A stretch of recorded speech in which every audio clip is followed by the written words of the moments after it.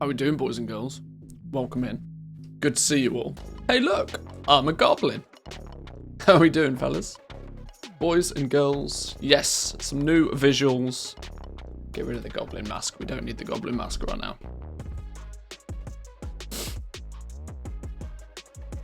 But good morning. Welcome in. Hope everybody had a good weekend. Let's turn the tunes down just a touch.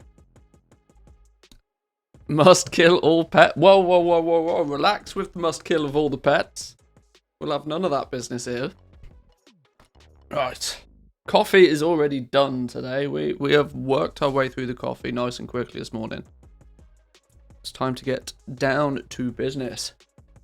Yeah, a couple of little tweaks and tunes to the visuals. I've switched from using Streamlabs OBS to using just regular ass Streamlabs again. OBS again. Simply because Streamlabs OBS was being a pain in the butt. It was using way too much CPU. It has some limitations that I couldn't seem to get around, so I've switched things up, but that's meant I've had to change a few things. But we're up and running into a hypnotic trance. Well, I hope that certainly wasn't the plan.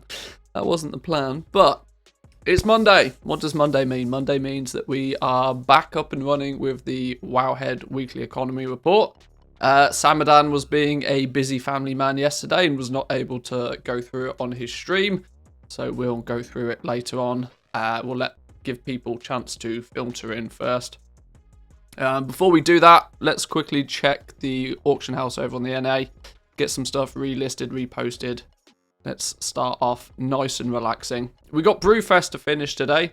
The chances are we will 100% finish Brewfest today. I got 3 characters there's 3 more items I need. But I've got 3 characters working their way towards it, so. Which filter in Snap Camera do you use for Womantheus? I couldn't tell you what the name of it is. It's just hotkeyed and I can't remember. I honestly can't remember. I'm hoping there's not too much of a lag between the camera today. I did try and put a subtle, what do you call it? A delay on the camera so that the microphone lines up with it, but it's all practice. It's all practice. We'll get there.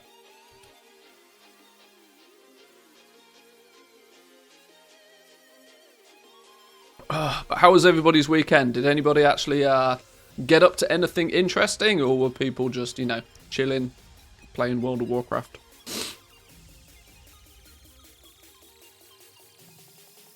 I had a very chill weekend because the wife was away. She got back yesterday afternoon. Barely touched World of Warcraft at all yesterday, which was quite nice. It's nice to as much as I love playing this game, it's also quite nice to have a day where you don't really touch it at all. Second ram on the monk, was happy for a second and then I wasn't. Oh dear, I didn't realise you could get duplicates of them. I guess in theory you probably can because, it's just a regular drop thing and if you have it, you have it. But yeah, that's especially if you're hunting down the other one. Oh my god, if I'd have got the wrong one twice, I'd have been really annoyed. Right, let's what have we got here? Let's just cancel everything off. With only posting like 50 auctions, it's easy enough to just cancel everything, put it all back on again.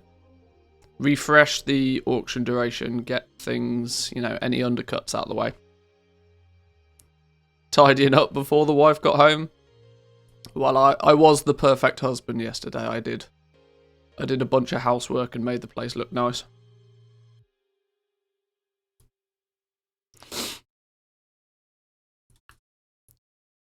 We got no sounds. There we go. Let's turn some sound effects on.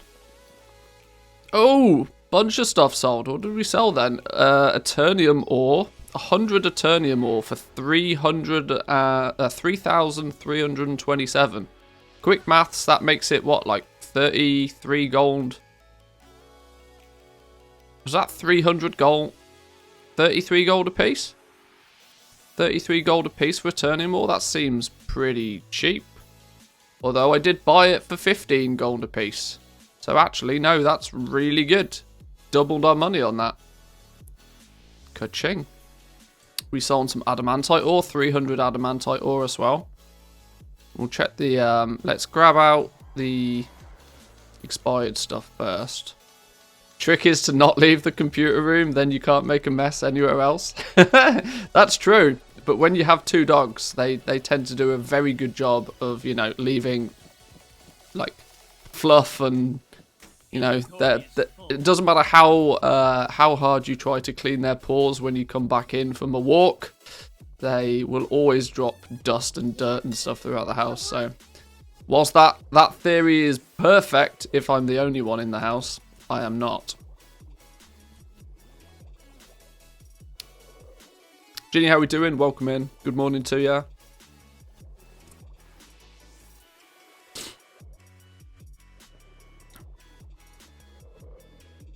We're starting to have a little bit too many materials to handle. We're at the point now where I think we're starting to hit the ceiling of our opportunity with low-level material flips. There's not a huge amount. I mean, the limiting factor is obviously the deals that you can get your hands on. I've done a couple of videos in the last few days specifically talking about flipping, trying to emphasize the fact that something like low-level materials, you are looking to flip them quite quickly. Most flips in general, you want to be, you know, you want to be doing them quite quick. If you're buying something with the intention of selling it again at a much later date, that's more of an investment. Whilst in theory it's the same thing, you're buying something with the mindset to resell it. The approach you take is slightly different on an investment to what you would have flipped. And this is low-level material flipping. So you're looking to buy the stuff and you're looking to relist it all and you're looking to sell it all again relatively quickly. As quick as possible. The same day is the best scenario. Obviously that doesn't always happen. Are we going to break 100k? Oh, not quite. Not quite. Now this low-level material flipping by itself doesn't appear to be, at least at this moment in time, doesn't appear to be profitable enough to self-sustain the account. We're not making enough gold on a regular enough basis to... What I'm basically trying to say is we're not going to be able to afford a token within a month doing this and only this. We're going to have to put a little bit more effort in somewhere elsewhere to make sure that we're self-sufficient. More importantly, I probably wouldn't want to spend all of the gold that we make on a token straight away. That's one thing I tend to recommend to people is that you know, if you make a token's worth of gold and then cash it out instantly, you've then got no gold to reinvest and, you know, help you sell more stuff, which is the problem.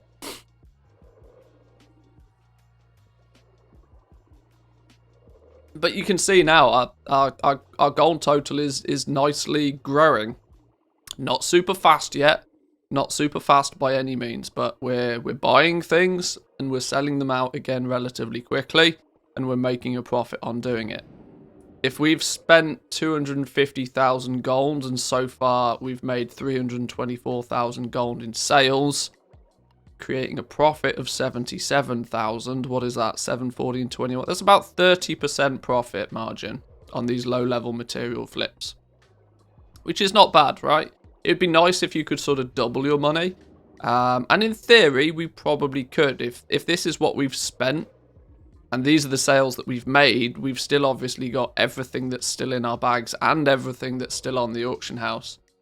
So if we were to liquidate completely and go back to zero, having nothing to sell, then we probably would be making a pretty high margin on that. Margin's always something that's difficult to calculate because you've got to take into consideration the inventory that you still own that you haven't sold yet. Whilst you kind of got to, you know, make a fair comparison. But it's not looking too bad. If we look at the ledger, 88,000 gold, Based on market price currently, about 150,000 gold worth of stuff that we own. So we're not doing too badly. Like, if we were to be able to buy a bunch of stuff and sell it all within that month, then we'd probably be making more than a token's worth of gold by doing this. But obviously, it's low-level materials. As quick as we want to sell them, it doesn't necessarily mean that we can sell them all super quickly straight away. Well, let's look at some of the where's the revenue resale? What have our biggest sellers been so far? Our biggest sellers have been Blackrock ore, Frostweave cloth, Sumptuous fur, Ember silk cloth, Gloom dust, Platinum ore. These are all things that we've sold over 1,000 of them, and we've been making small profits on each one. Never a huge amount at all, but adamantite ore, 6 gold average profit, nearly 7 gold average profit on each one. That's super good. That must have been a really good deal for us. 12 gold a piece for adamantite ore, been reselling it back out for nearly 20 gold a piece. We can live with that one all day long. What's the draw for people to be buying adamantite ore then? Why are people willing to spend so much gold on adamantite ore? Is it just going to be for transmogs? It's not going into mounts and stuff, is it? Why is adamantite ore so incredibly expensive? What are people using it for? Felsteel long blades?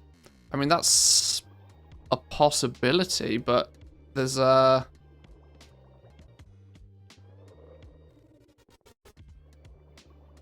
adamantite ore.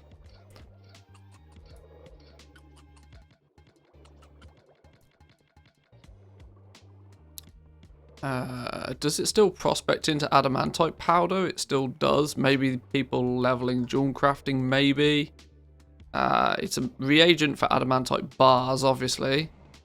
So what uses adamantite bars nowadays? Adamantite bar is a reagent for... What jumps out at me from this list that is going to be a constant good seller, that is why adamantite bars end up selling for 20 gold a piece still? I mean, it goes into a lot of weapons, and a lot of the TBC weapons do kind of look quite cool, although these are bind-on pickup ones, but people will still look to craft them once. Is that literally it? Hardened adamantite bars. So what do hardened adamantite bars then go into? Reagent for... This is probably where the transmog stuff comes into play. But is there anything that stands out as being a super popular seller? What about the Eternium Rune Blade? It looks dog doo-doo. You're probably right with the Felsteel Long Blade. It's just I'm wondering if there's anything else. There's just lots of stuff, I guess. I guess it's just the fact that there's lots of stuff. Lots of stuff that people might consider transmoggy.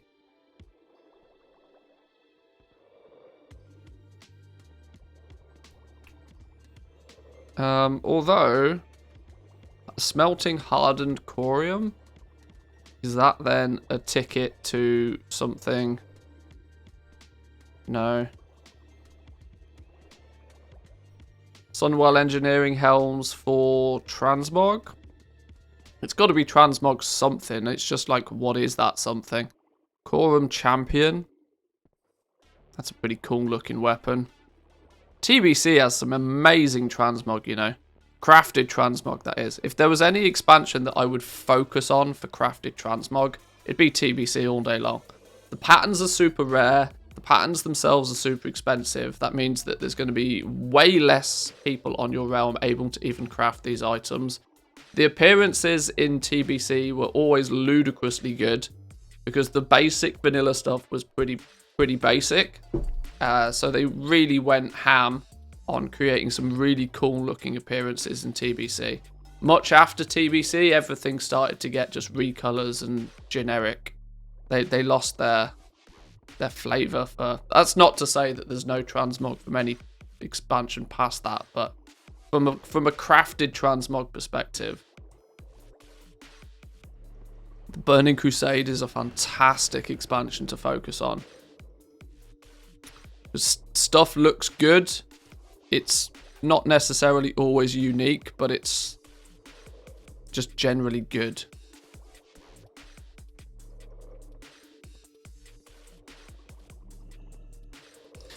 Okay, fine. Well, I can't work out exactly what the cause is for it, but what's hardened corium actually used for? Hardened corium reagent for nothing particularly interesting.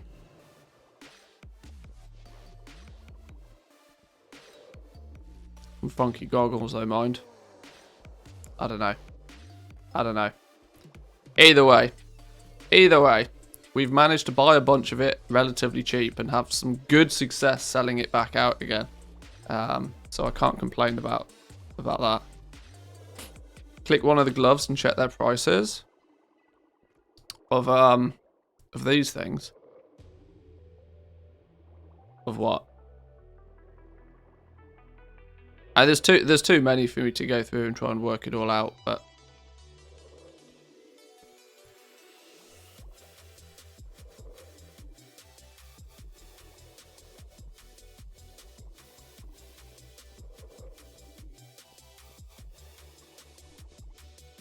Sunblessed gauntlets. What?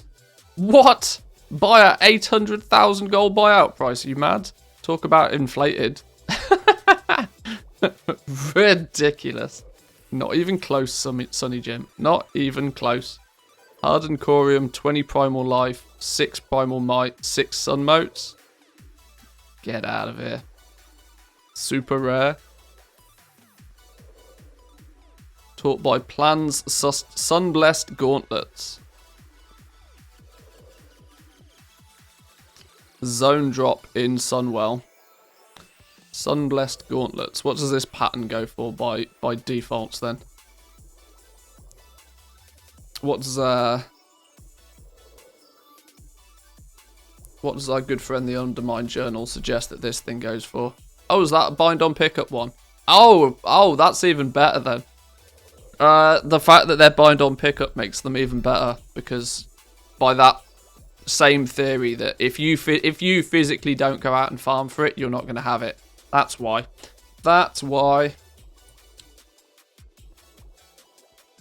Alright, enough said. That's that's a sizable reason why. That will be the reason. 0.1% drop chance from Sunwell. It's a zone drop as well, so it's not even as if it, drops off a boss. Just straight up, just kill trash all day long and hope that you get it. You can rinse and repeat the trash in Sunwell though, as long as you don't kill any of the bosses. It's still going to be a pain to get though. Dropped after many weeks doing the trash. Up to 97% of recipes now. Even back in patch 5.4, people were collecting. Look, is there any recent? Don't be an idiot like me. The Gauntlets plan is soulbound. I picked up 2 copies. Even thought of selling one on my hunter in a single run. Oh damn. GG on getting 2 in a single run though. All right. We'll one of our goals is to go out and do some pattern collecting, because some of these super rare crafted transmoggy stuff should really be on our radar for crafting and selling. At least on my home realm, where I've got so many characters and all the professions and have done for years. I'll do a very quick shopping scan just to see if there's any good bits and pieces to buy. We need to focus for a few days on just selling what we've got rather than buying more stuff, but if something jumps out as being a really good deal, we're never going to turn it down. It's kind of the gold making mantra.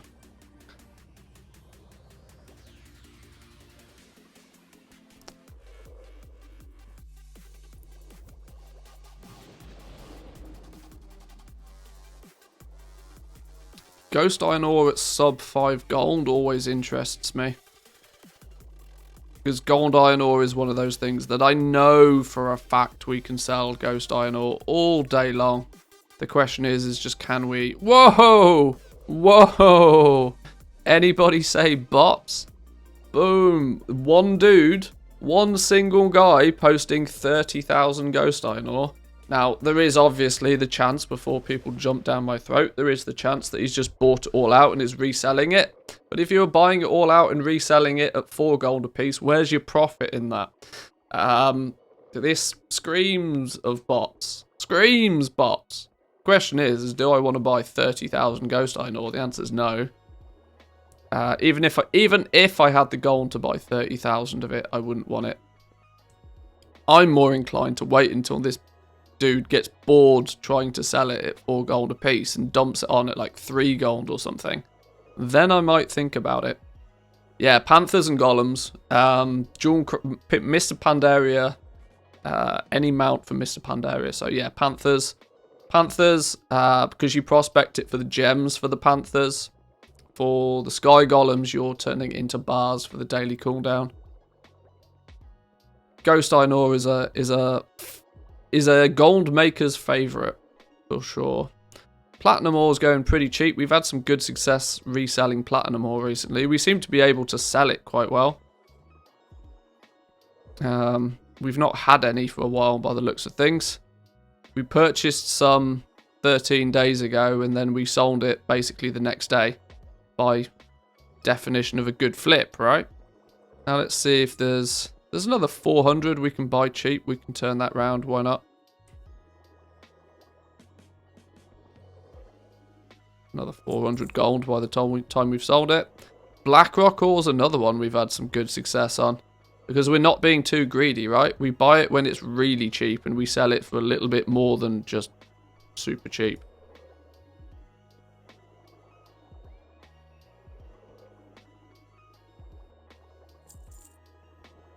And the theory behind it is you're just doing it at a scale.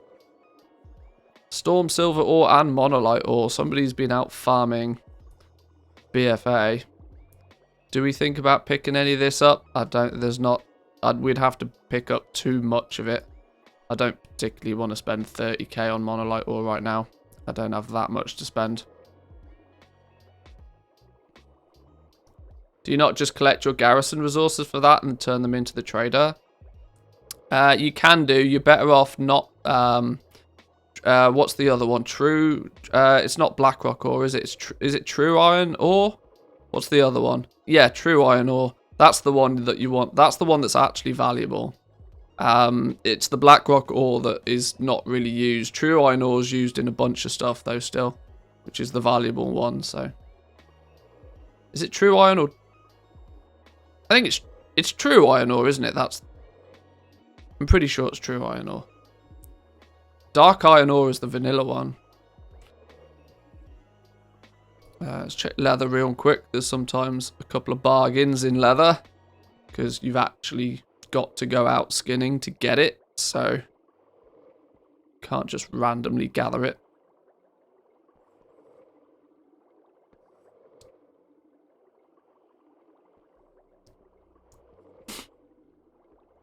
Not hide leather. Sounds like somebody's been listening to some recent YouTube videos.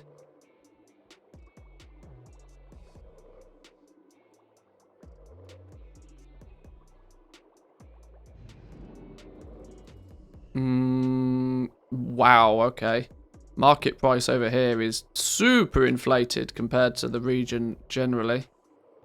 We've purchased it for 4 gold and we've sold it for 7 gold relatively comfortably. 10 gold, although that is cheap compared to what the current market value is. I don't think the current market value is all that accurate for something like this. At 10 gold a piece, I'd be going out probably farming it, you know. Light leather, on the other hand, we can flip light leather all day long. Nothing else there from leather, unfortunately, though.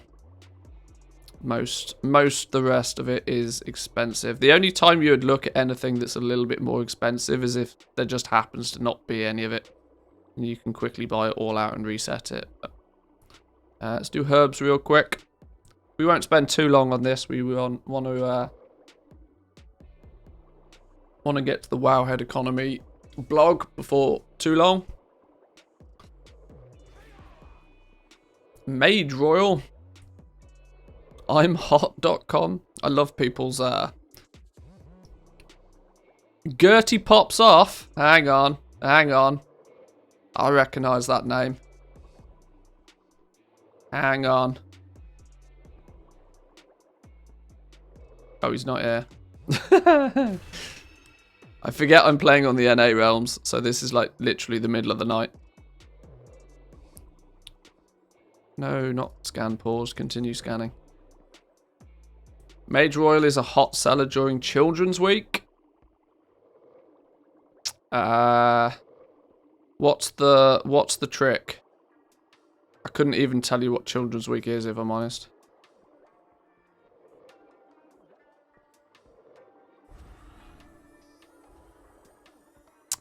We've bought some for less than 2 gold. We sell it back out at 3 easily.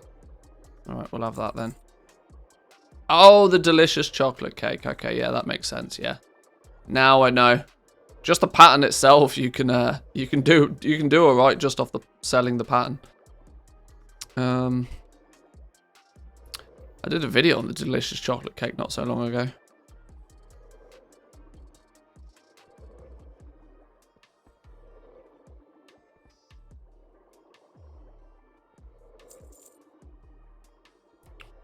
Alright, nothing really that attracts me too much here. A couple of random stuff kicking about. None of it's really that interesting. Let's go enchanting though, because enchanting mats are virtually free to list. So we don't worry too much about overstocking on enchanting mats. Wow! My stash of arcane dust is problematic right now. Why is there so much arcane dust kicking about recently? Have we just had TBC time walking? We have, haven't we? We've just had the Burning Crusade time walking. Which would indicate that there's probably a lot of TBC stuff kicking about. That's probably why.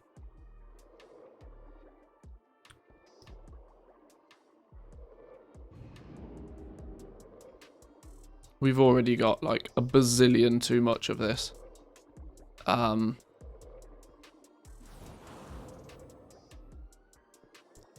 Market preservation.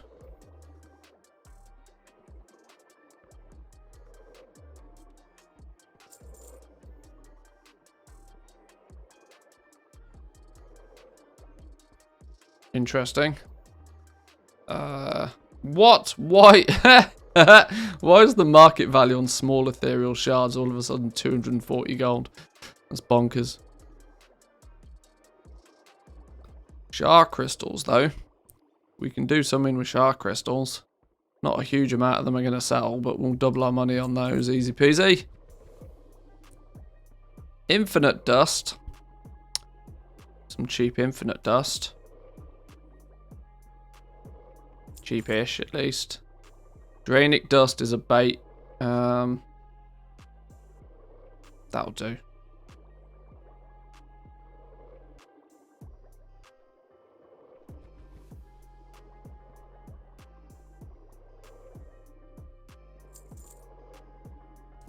And finally, cloth. Let's check cloth finally. We've still got a lot of frost weave cloth for some reason. The annoying thing about frostweave cloth as well is it's actually got a really high deposit listing price, because for some reason it vendors for 12 silver each. No idea why, but because it's got that higher vendor value, it means it actually costs quite a lot to put it on the auction house, which can be a bit of a catch if you're not paying attention. What are we buying and selling this at? We've bought loads of it, we're selling loads of it, but we never really sell it for much more than 2 gold a piece. We'll buy the cheap stuff all the same then. Wool cloth is too cheap for us to even care about. Sumptuous fur we've had good success though with. Probably people pissing about with bags still, I'd guess. Buy it for 2 gold, sell it for 2 gold, 63. Buy it for less than 2 gold. Sell it back out at something. That'll do. Jaldori silk is dead nowadays. Tide spray linen's pretty dead nowadays. Everything else is too cheap. Cool. Right, let's go grab those bits and pieces. In fact, before we do that, like I said, enchanting mats are basically free. So I'm going to go against my own rules and flood the auction house a little bit here. Just to free up some bag space.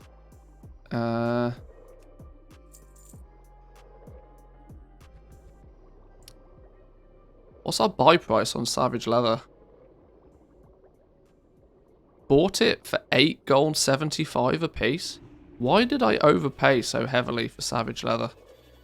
8 gold 75 is more than I should have paid. That's alright. Our time will come on that one. I'm not worried.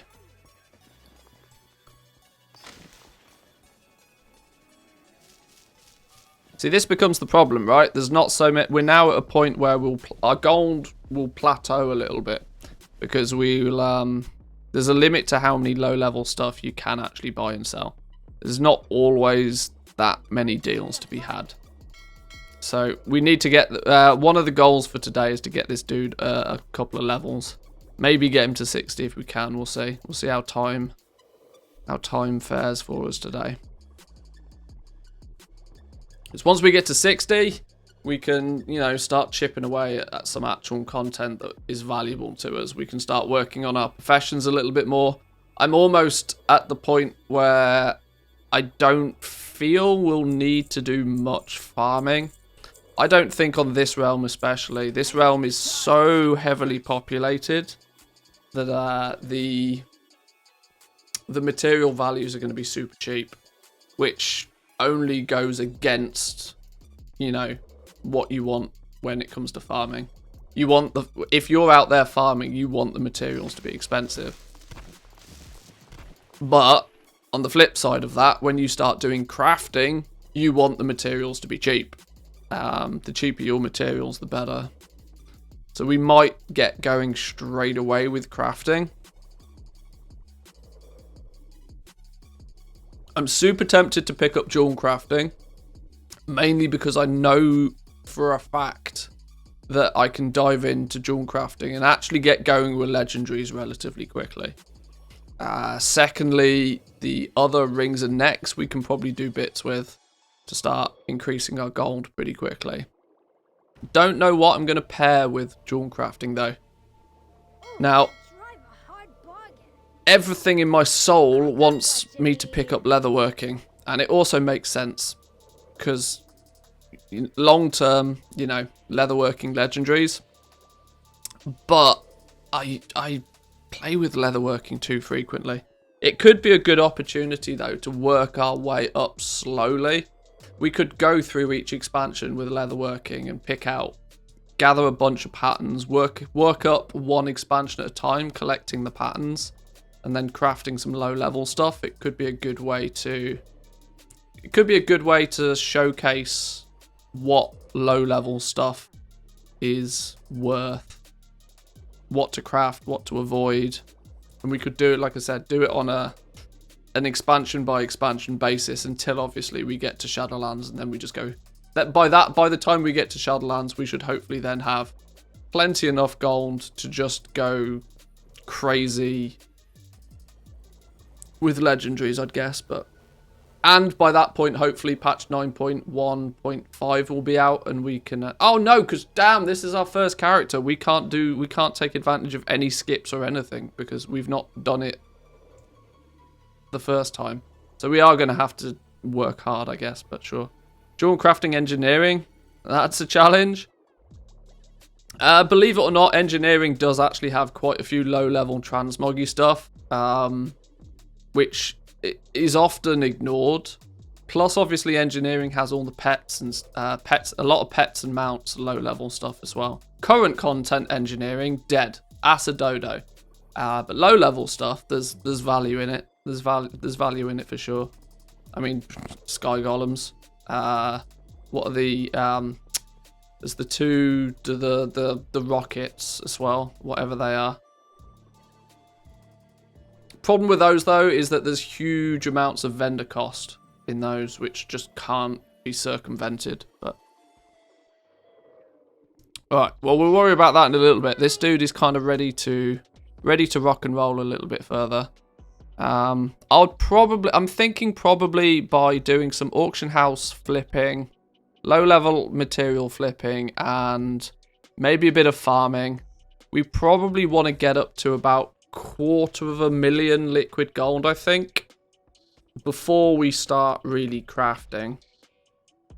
That seems sensible. I usually recommend most people get 1 million gold before they really start focusing on crafting.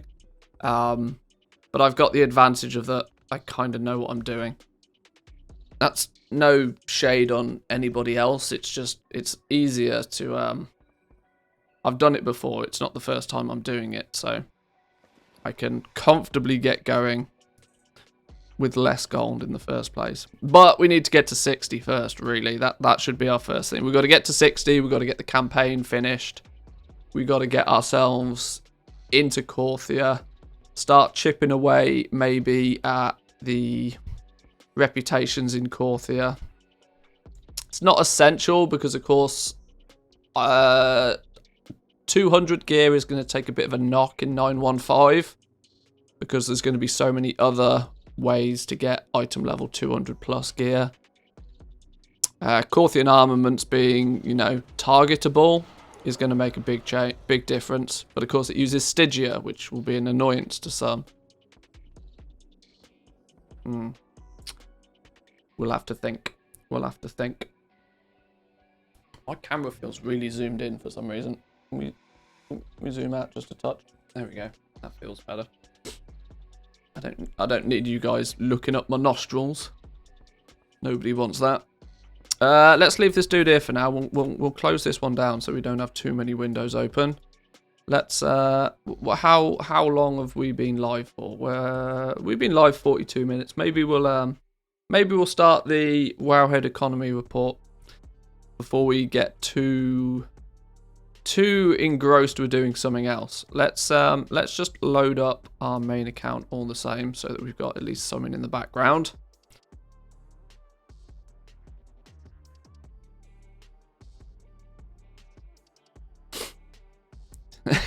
Insert YouTube voice. It's coming. It's coming.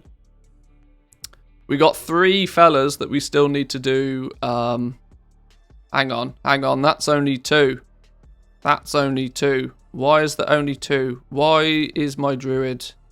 Oh, maybe there is only 2 things I still need from Brewfest. We got a couple of characters we need to do Brewfest on. Maybe if it's only 2 characters, maybe I'll bash that out real quick. I usually like to leave about an hour for the people to filter into the stream before we do the Wowhead economy thing. Only 2 things. You did pretty well this week. Yeah, well, I've tried to focus on it a little bit and we've smashed it out. I mean, I've gathered literally what feels like thousands of Brewfest tokens at this point across 20 different characters. Time for the clickbait face. Duh.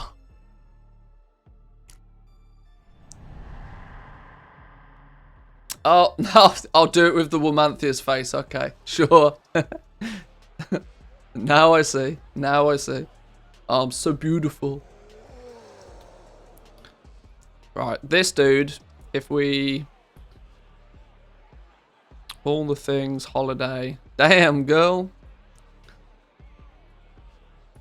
We need the Brewfest dress and we need the Brewfest regalia. They are the last 2 things we need. The other, see, annoyingly, this is not going to get us to say 100% because the this Brew of the Month Club membership form, I didn't even realize what this was until I also realized that I did this like a 10 million years ago. I don't know how to tell the game that I've done this, other than to farm up 200 more tokens and just do it again. I'm not entirely sure. Not entirely sure how that works. But that's realistically the only thing that we actually need. Once we've got the... Oh, and there's also... The annoying thing is going to be the Brewfest Chow Down Trophy. Is going to be the one toy that I'm not going to be able to get because the goddamn quest is bugged. So I can't collect something that's bugged, which is slightly annoying, but what are you going to do? But we are at 175 tokens. If I do the let's queue up for Core and Diabrew real quick. We get this out the way and we run around Ironforge. We should. This gives us 15. We then only need 10 from killing Core and Diabrew, which I think is the minimum amount you can get anyway. You get the brew in the post the first of every month, so whatever character you get that on, log onto it and all the things should count it. You sure you've done that? It's literally 1 beer per month of the year. Asked to get. No, I definitely have done that. My hunter has definitely done that. It annoys me the fact I get a beer in the mail every month that I have to either drink or then delete. It's super annoying. I had it 7, 8, 9, 10 years ago.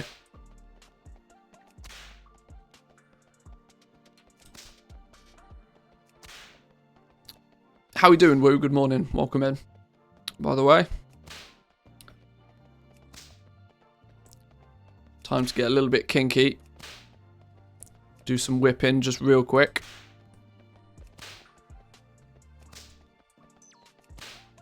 We can actually go medium speed and be alright. Just don't go into the red. Go into the red, it's bad news.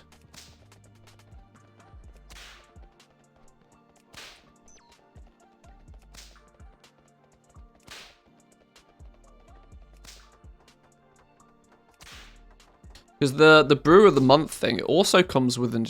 Doesn't it also come with an achievement once you've, you know, gathered one per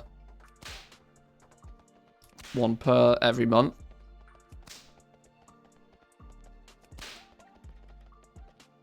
You have the vendor at Brewfest that you can buy 1 letter. You can also cancel the brew of the month if you wish to not receive any more mails monthly if you're done with it. Oh! Well, I wish I knew that 7 years ago.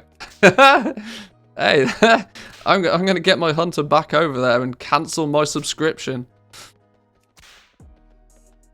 I've been receiving bloody beer in the mail once a month, every month for the last 10 years, and it's been annoying me. Oh, well, there you go. You live and you learn. I must add that to my to-do list.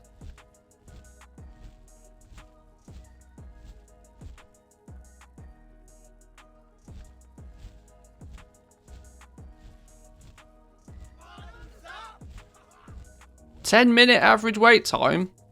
What is that about?" What's on your mind? Right, I need 10 tokens. Now, it's either wait for the thing to pop, or wait for the event. Or go and run round. Kill time and run round. Down here. We could just do lots of whipping. Or we could just wait. We could just wait. Although, am I going to be doing anything else? Probably not.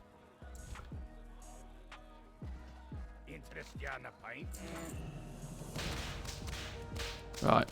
It's kinky time.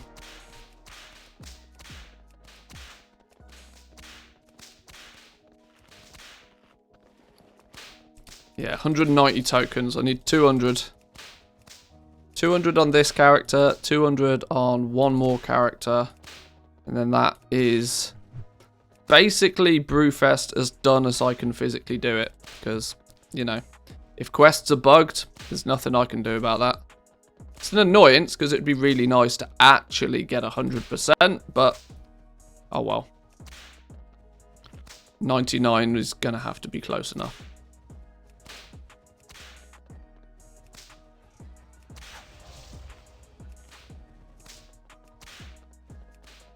If we manage to do this 5 times before this dungeon queue pops, I'm going to be really annoyed.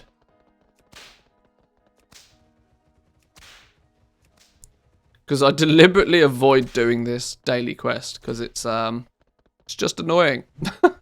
It's just hella annoying. Feels like cookie clicker.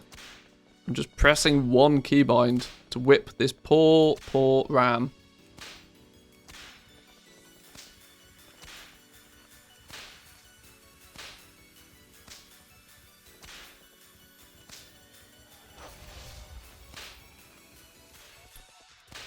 Right, 3 more laps to go.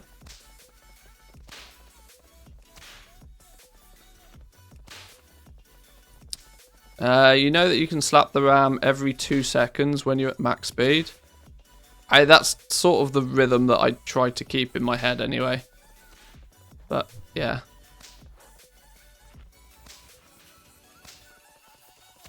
No need to smack the living shit out of it. Well, you can do. If you want a real, you know, kinky whip sound. No, I know.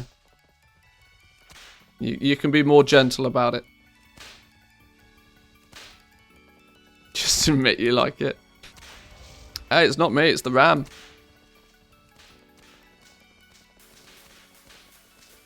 Plus, it doesn't really matter because you hear the whipping of everybody else that runs around as well, so.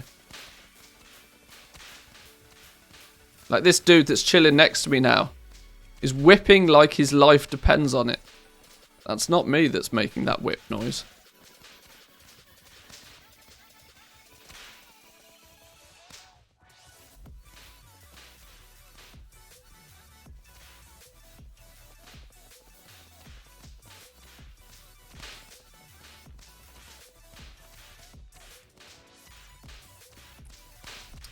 Well, this is ironic. We've almost got our 200 tokens before killing Core and Diabrew for the day. And now that we've got the mount from him, we don't even need to do him if we don't need to.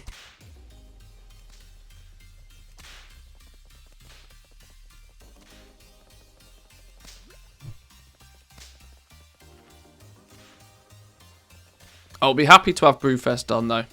My entire World of Warcraft focus has been on Brewfest for a few days now. Now I know the event is on for 2 weeks, so I didn't really need to go quite as hardcore with it as possible. But when I set my mind to do something, I like to just do it, like get it done. Boom, there's 200. Let's go grab whatever it is that we need to grab. Then I'm just going to unlist myself from this now because we don't need it. What were the 2 things I needed? I can't remember. Brewfest. We needed the Brewfest dress.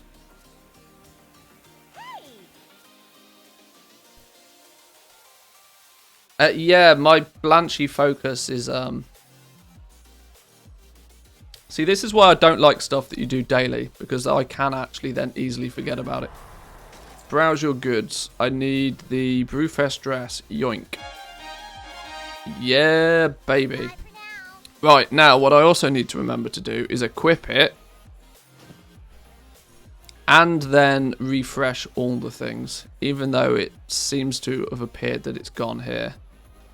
Now that we've done that, it should have tracked it properly.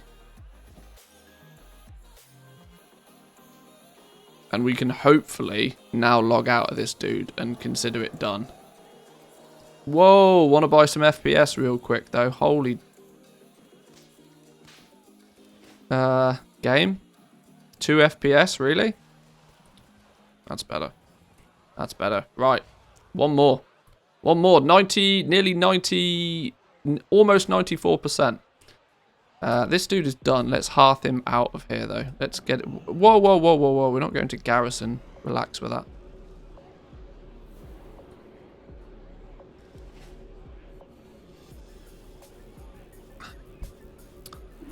Let's move him out the way.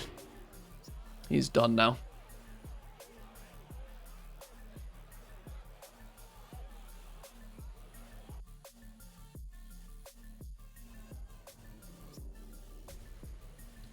Right, you can chill out here.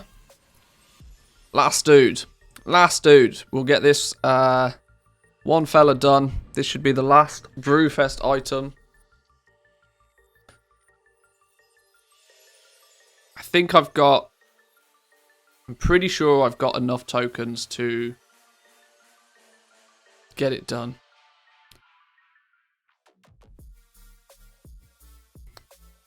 Oh, yay, I'm being follow-botted. Wonderful. Well, turns out I'm going to have to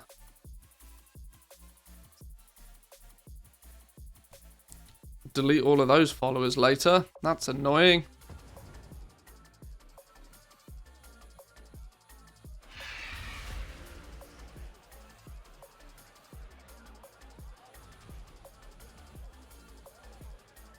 Right, let's oh no, damn, we're only at 150 tokens over here.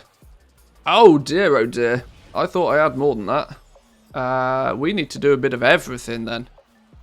We need the little mini event and the works. Even then we're going to have to do business. Whoa. No. Core and Diabrew. We're not doing random dungeons. We're not crazy.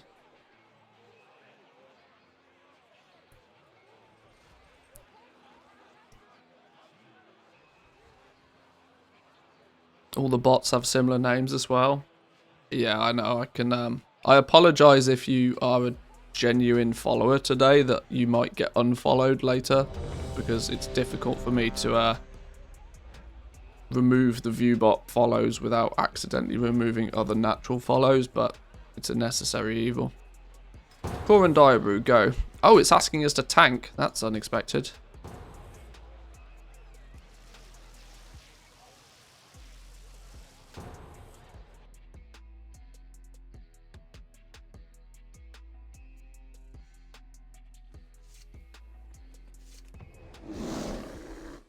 Right.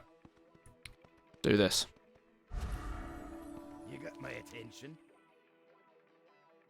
Off with you.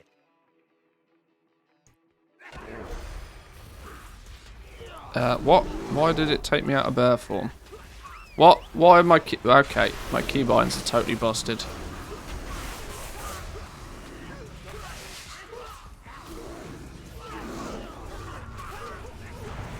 Why is Thrash what? Am I not in tank form? Oh, I'm still in healer spec. My respec didn't go through. Well, that would be why then. Alright, based on that, let's just heal somebody else.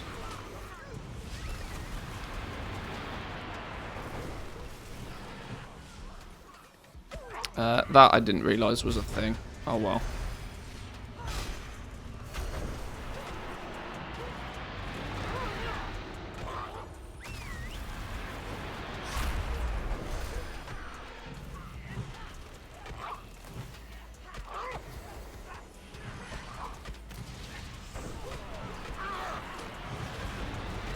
Oops. We got this, it's fine.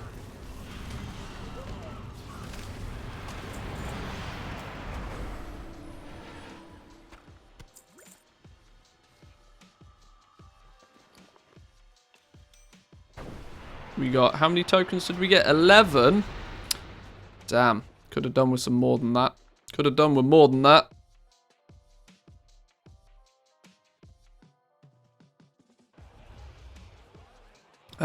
We now need to not only do this one. This is 15. That's not too bad. Let's get up to speed. 15 from here. If we get the little mini event thing. And then run some rams for some for 2 tokens a lap. That will hopefully get us to 200. And that, if my planning is correct, should be about as much as we can Brewfest.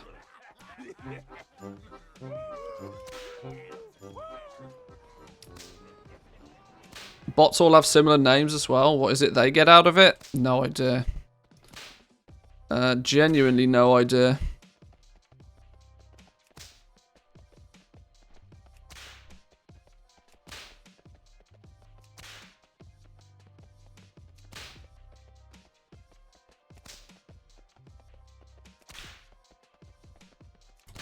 I'm sure there's some reason why, you know, bots do bot things. Probably the things like drops. Drops have massively incentivized bots to do bot things because it gives them an exponentially higher chance of gaining one of the drops. Now, why they feel to, you know, dive into streams where drops are not a thing, I don't know, but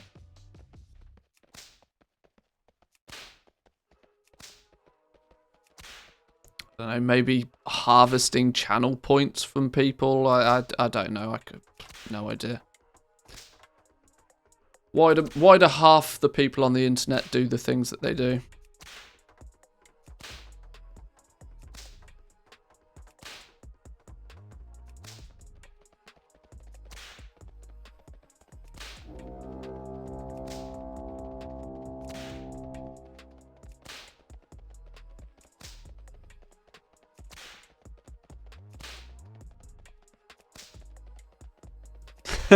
Drops are now enabled. Thanks, Matt. Appreciate it. I'd be happy if World of Warcraft did drops for summon. I mean, I'm amazed that they haven't. Chance at some mount or something.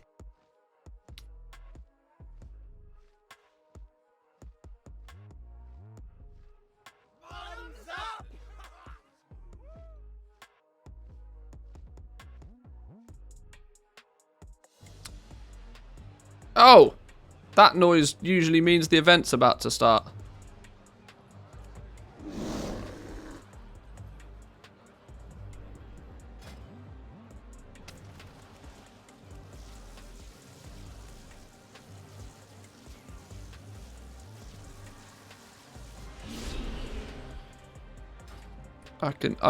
I hear dramatic music. Surely the dramatic music means the event's about to start. Watch your back.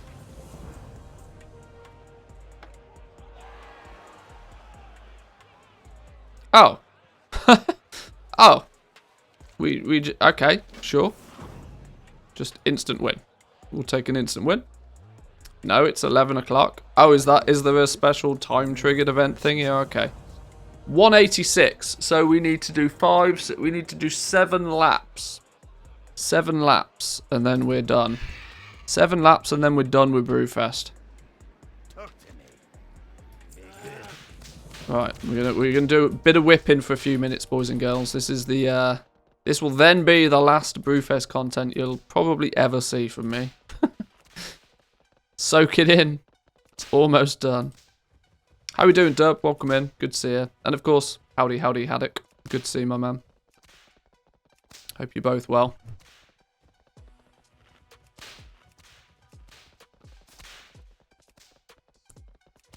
People who go crazy for that give a lot of extra viewers to the WoW section of Twitch.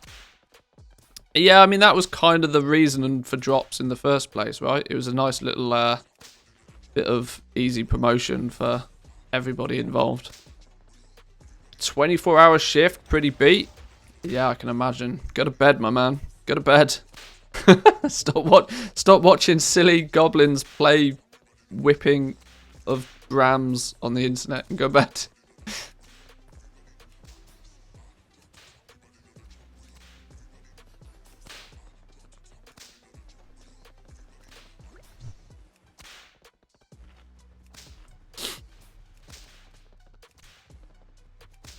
Usually sleep for an hour or two after these shifts.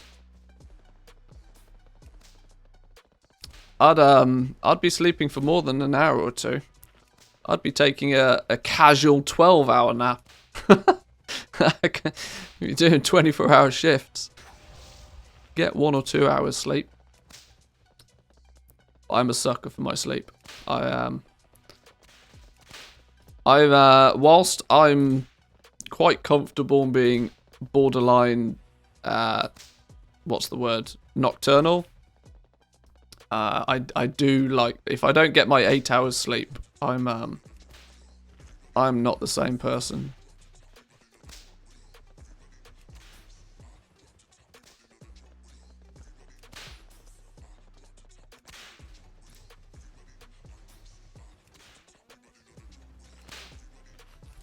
Not up for 24 hours straight, kind of sleep on work, but I'm on call. I could never do something like that. The problem being is, I mean, I've slept through earthquakes. Like, it doesn't matter. You could, short of physically throwing me out of the bed, when I'm asleep, I'm asleep. I'm not good at that sort of stuff. I guess you could, I guess you kind of learn to be good at it. But, yeah, that's not... I don't envy people that do things like that. But hey, if the money's good, you can't complain.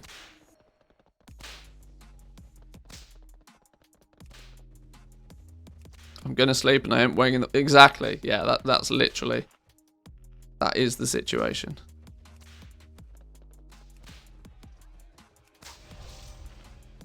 Alright.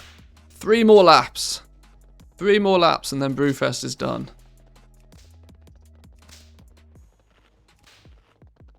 Although I might need to log on to my hunter who has the Brew of the Month membership thing and see if I can get all the things to pay attention to that. That's a thing. Insert dramatic music. We are almost done with Brewfest.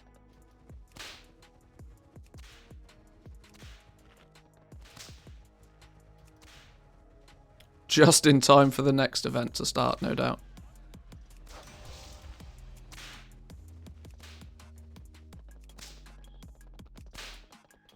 Liked the podcast about flipping, by the way.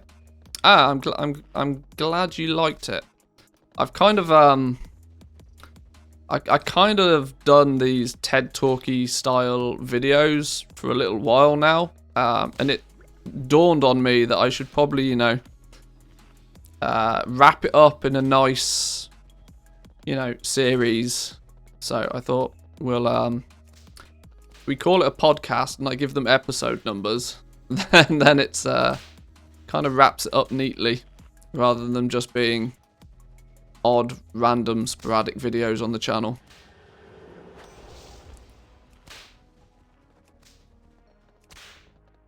And obviously it gives me the ability to maybe at some point get guests on or do other stuff with it as well.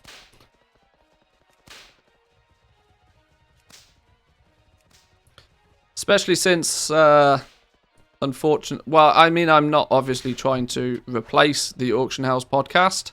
I would hope that Jack and Zanzathorn can find their passion for it again and maybe bring it back to life.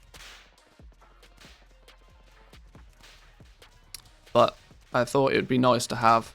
The main thing for me is, like what I said at the beginning of that little podcasty thing, was that short form videos on YouTube are good, but sometimes you want to just, you know, talk for a while and actually go into detail about something. And I find it very difficult to succinctly... Is that a word? To succinctly put all my thoughts together and then cram it down into an 8-minute video. You're always leaving something out if you try and do those short form videos. Which is why a lot of my content in recent times has... I mean, I started off doing just very quick 4 or 5 minute videos for like Shadowlands beta content, which people liked. But if you're getting into a topic of conversation, you kind of want to, you know, explain all of it if you can.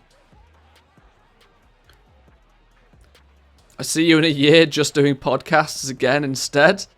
No, probably not. I mean, the short form stuff is very helpful and it's very good for the channel generally. That I see this a lot. YouTube, a lot of YouTube creators switch to doing podcasts and then end up never doing short form content. And then it's just every single video on that channel is 45 minutes long, which is, you need a mix of all of it, right? You need short form stuff. You need those 5-minute videos to keep people, you know, engaged with the channel, keep people up to date, just that bite-sized stuff for when they want it. But at the same time, it's good to mix in some longer form stuff as well. I mean, I put way too much thought into a lot of this stuff. Unnecessarily, I should add most of the time, but... Let's take a little looky then. This should be the Brewfest Regalia. This should be the very last thing that we need. And this 94% should look even more impressive now. Bingo! 96.6. 96.6. There's only one thing left that uses these Brewfest prize tokens, but it's this Brew of the Month membership form, which... See, annoyingly, I don't have the membership form because it's a quest item and I've completed the quest. So, I need to work out how that how I can fix that. But let me just quickly equip this and then do a refresh on this. Otherwise, all the things has the tendency of not sticking. The swirlies in the background was a bit distracting.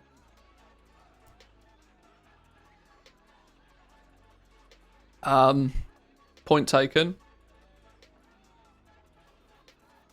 I can put whatever background I want, really. Right. Let's, I worry that I might have to farm up 200 tokens on somebody just to do this. Bring the Brew of the Month Club membership form to Larkin Thunderbrew in the Stonefire Tavern in Ironforge. Now, what happens if I've already done this? Right-click to see quest chain requirements. The following quest needs to be completed before being able to complete the final step.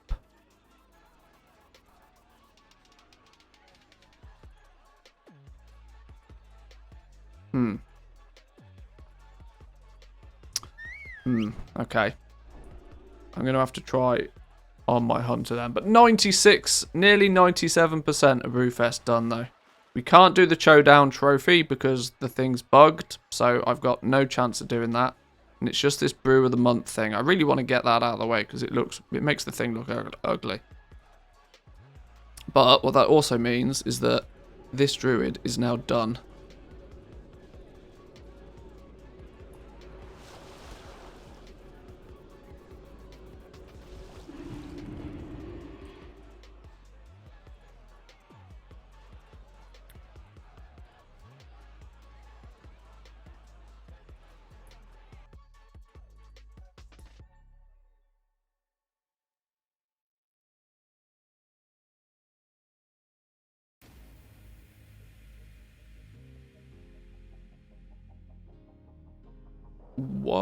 Oh. Thought that looked weird. Right, log you out. Log this character out. And let's just very quickly log into this dude, which is the one that has the Brew of the Month thing. And see if I can work out... If I work out how to tell all the things that I've actually done this.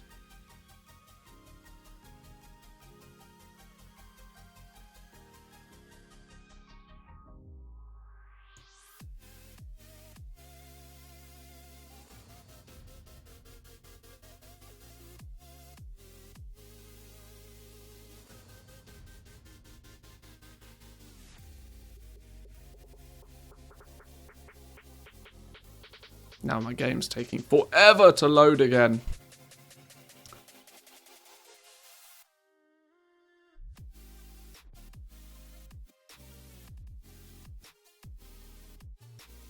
God, it's got to be time for a new computer soon. Maybe Black Friday will offer some good deals out there.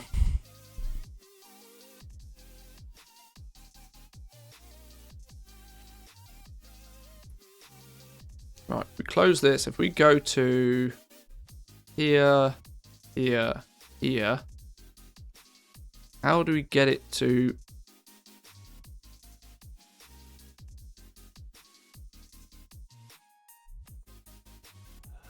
Because I get the brew of the month thing in the mailbox every month, but I'd never have anything other than, you know...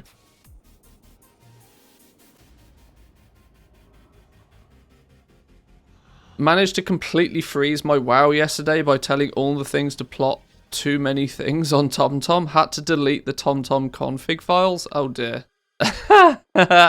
That's that sounds like an oopsie. You want to be careful doing that.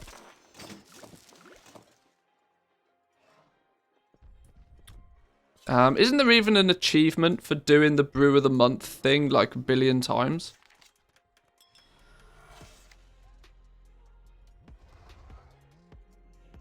Is it called pub crawl? No.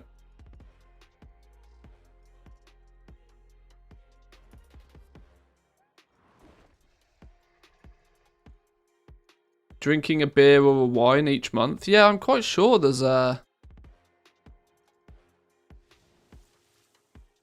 something for it.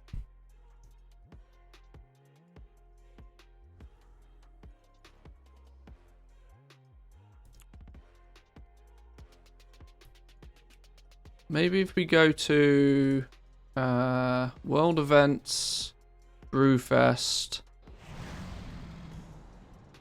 Sample 12 beers featured in the Brew of the Month Club. Look, I completed this back in 2011. I completed this like forever ago. Join the Brew of the Month Club. 2009. How do I get it to know that I've done this? Maybe if I go to... Maybe if I go to where you hand the quest in, maybe that will trigger the fact that I've completed it. Maybe.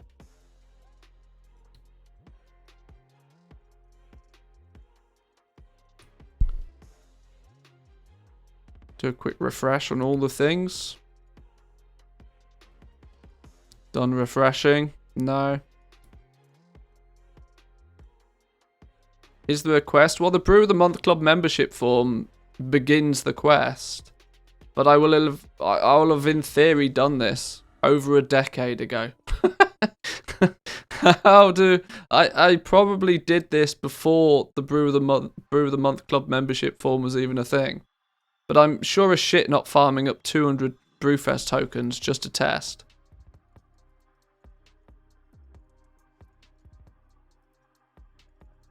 I might just take the L on this one and pretend it doesn't exist.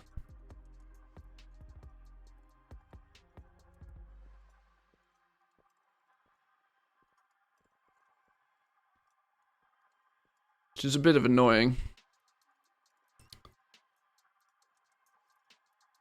But what are you going to do? I'm just going to ignore it. I'm going to pretend I did it. Leave it on for the year, get them all, cancel it next year, then you know it's done. Well, I know for a fact it's done. I have the achievement that says I've done it. Actually, no, it's definitely done. Here's the achievement. Boom. I just don't know how to tell all the things that I've done it. Either way. Anyway, I think it's probably about time to do the WoW Economy subreddit. It's not the WoW Economy subreddit, is it? It's the Wowhead Weekly Economy Report thingy. One day, I'll learn the name of that. Where is it? Where is it? Where is it? Here we go. Right. Throw you guys a link in chat, just in case you'll want to take a little read of it yourself. I'm going to take a very quick bathroom break, boys and girls, before I get going, because this can often take half an hour. And then we'll dive into it. I'll be back in 2 minutes.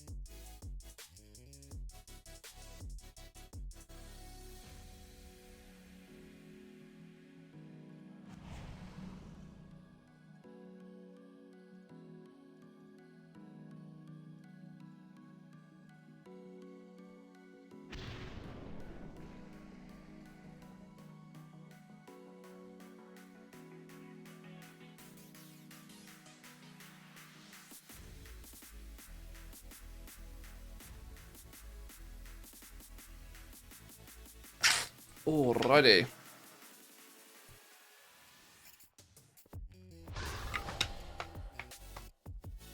What I do need to remember to do, because it frustrates me every time I forget to do it, is to turn off the background restriction on the FPS.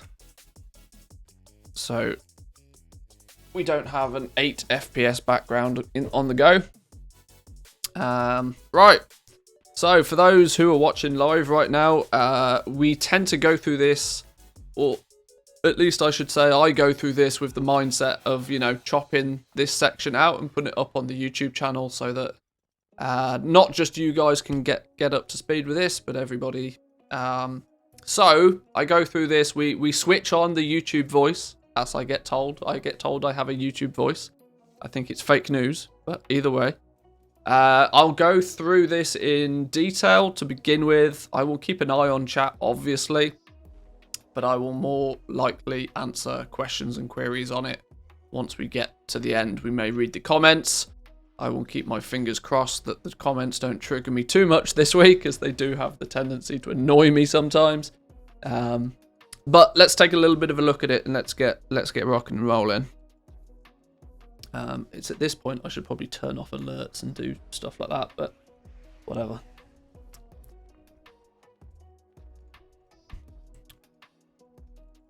Make sure it's all looking good. Some comments would annoy the Pope. Yeah, that's true. Right then, boys and girls, how we doing? Welcome back to another video. This is this week's Wowhead Economy Weekly Wrap-Up. This is episode 196. First thing we do each and every time is give a big shout out to Samadan. He takes the time and the effort to collate this information for us, and it goes up on the Wowhead blog on a Sunday evening. Make sure to check out Samadan on either his YouTube channel or he does stream as well over on Twitch. Let's take a look at the contents for the week then. There is where do we start with goal making? There's some Warlords of Draenor unobtainable transmog. There's Quinn's material storage idea. This was a good one. I like this one.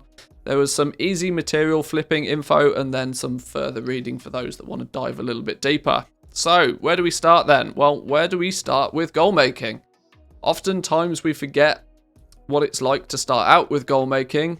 Ezekiel Chris on the Reddit points out just how daunting that can be. This was a thread that went up on the Reddit at some point last week, stating that I've already read the starting guides and already got an initial plan on to farm up some materials, but now that I've checked my auction house and realised that I have no idea how the economy of my server works, not to mention that there are lots of materials already available on the server, it makes me kind of think that the material farming isn't going to bring in that much profit. Do you folks have any suggestions or strategies for somebody who's completely new to goal making and is confused where to start? Yeah, getting going is often the hardest thing with goal making because, like most things in life, this is true for not just goal making, this is true for many things, that actually the best thing to do is to just start. Like, forget about quality, forget about quantity, forget about, you know, optimization. You can forget about all of that. Just get going. Just start doing whatever it is that you want to do, and you'll naturally learn how to get better at it and perfect it over time. So, this is the hard part. There are so many options and things to try in the game, it can be incredibly overwhelming.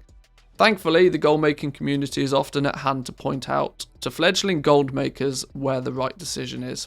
The first thing he's posted is my response to this. Okay, I do spend a little bit of time over on the subreddit. I do keep my eyes open over there, seeing if there's any places where I can maybe offer 2 cents. And I think I probably said something similar to what I just did back then. The easiest way to make gold is by looking at an area of the game you know well and focus there. I remember this now. For example, if you raid mainly, maybe take a look at raid consumables. How many are you buying each week? The chances are that other people are doing the same. What materials do those consumables need, and what is the price of them? Maybe farming some of those materials might be a good start. You can spend time learning other markets once you get going, but start with what you already know. Yeah, this pretty much mimics just what I said a second ago. That just getting going is often the biggest stumbling block. Go out there, farm some stuff, pick up a profession, start leveling it, and you'll start to put the pieces of the jigsaw together. It doesn't take too long for you to get to grips with how things work. If you get too stuck in the mud with worrying about, optimization and, this YouTube guide says I make 50,000 gold an hour, but I'm only making 10,000 gold an hour, what's going wrong? Just remember that you still made 10,000 gold in that hour. You did more than what you would have done if you didn't do it at all. So starting at the beginning, just getting going is not a bad way to look at it. The reasons somebody might want to make a bit of gold in the game are many, and they're also varied, and there is no one solution that fits all. The initial plan to start farming mats is often a common one and a solid way to build up some capital. Bunny chimes in with just start gathering and start learning. Every material that you farm and are unable to sell is a lesson, just like the ones you manage to sell for a good price. It's a process of finding out what your server wants, and it is a process. You can always check the volume on the Undermine journal to figure out what markets have a lot of movement. The key is often to diversify your stock, so even if you don't sell farmed materials in a week, you just have to add different stuff to your sell list. If you want a strategy, I'd tell you to farm 200 bars or items of every ore in the game and then post them daily. You'll see what sells fast and what takes you more time to sell, and if you can figure out if it's then worth your time. From there, you can check what crafts with the ore that you sold are used for. Basically you can check, can you then turn this ore into something even more valuable? That's another alternative way of shifting some of the stuff that you've picked up. This just basically reiterates the fact again of that just run around, pick up a few things, put them on the auction house, and you'll start to learn from there. 9 times out of 10, you learn by doing much more effectively than you do by, reading a guide or watching a video or something along those lines. Just getting out there and doing some of it, you'll pick it up as you go along. This is great advice, starting small. Try a few things out and learn from there. It's always been my approach this way, and every experience adds to the learning. The other things I always mention is do what you enjoy. This is echoed by Beesvin. Yeah, do what you enjoy. If you don't enjoy what you're doing, you won't do it. Making gold is a long-term thing, and I see that you've watched or read some of the starting guides, so try some of the things out. If it's fun for you, continue doing it, and in the long term, you'll make gold. For instance, I hate farming materials, but I tried doing it for a while and realized I hated doing it. So I moved on to other things and finally found what I enjoyed doing. You'll make a lot more gold in the long run if you look forward to logging on. Yeah, I'm exactly the same. People that watch my content, especially if you catch me live when we're streaming over on Twitch, twitch.tv/Mantheus, by the way, you'll often see the fact that I spend as little time as humanly possible farming, because quite simply, I don't enjoy it. Running around collecting stuff, for me, I just don't get it. I see it as a means to an end, right? I want to make as much gold as I can, as quickly as I can with farming, so that I can take that gold, and instead of spending it on a new shiny piece of gear or a new mount or converting it to a WoW token, I want to take that gold that I make from farming and invest it into something that I can then use to make more gold, whether that be improving my professions, picking up some recipes that I'm missing, starting ranking my legendaries, whatever the case may be. I like to take the gold that I already have and use that so that I don't have to farm, even if it's as simple as taking the gold I already own to buy materials to craft a simple item. That I would much rather do than go out there and spend hours upon hours farming. But that's because I don't enjoy farming. If you enjoy farming, then you can probably make a very sizable amount of gold in not too long of a time just by farming. Gather stuff, put it on the auction house. When it sells, there's your gold. And if you enjoy doing it, keep doing it. Those who are very wealthy from transmog, for example, spend most of their gameplay farming transmog items, mainly because they enjoy the process of doing it. It should be noted that you don't even need Trade School Master at this point in the game. TSM is a whole learning curve in itself. Amen to that. There are plenty of guides out there for that already. Once you are ready to dive in, TSM can help you with pretty much every aspect of goal making. The key bonus is to getting more information on market prices to help you with learning and decision making. Yeah. It's often suggested that you go out and learn Trade School Master very early on. Now, while it's sensible to at least get the basics in place, you really don't need to be a TSM wizard to make gold with World of Warcraft. Sure, it helps, but it's not essential. You can, for sure, get very far without using Trade School Master at all. Especially if you're just in the sort of the farming side of things. You can gather materials and you can post them on the auction house with very little effort and with absolutely no need for Trade School Master. Sure, installing Trade School Master is helpful because even if you don't use the add-on, things like the tooltips are super valuable as they give you things like market prices and historical prices to help you decide what these things are worth. So even if you don't use like the groups and the operations and all of the fancy stuff that TSM can do, even a basic install of the add-on, get the desktop application installed, it will tell you what the value of stuff is on your realm, that alone is super, super helpful. Wunderbeer456 has some great advice into splitting your goal making into stages. This is something I want to touch on a little bit more so, because I'm not saying there's a right and there's a wrong way to do it, but there's definitely a path that you can go down. So early game, your double gatherer, your herbalist, your miner, that sort of thing, with a combination of a little bit of fishing maybe on the side, doing your mission table and getting your daily quests out the way for gold. If you are starved of gold now, get herbalism and mining and go farm the most recent materials of the patch. Go on YouTube and search for X item farm and filter by the last month. This is quite important, filtering by the last month, at least if you expect the YouTube video to be even remotely close to what you'll actually end up doing in game.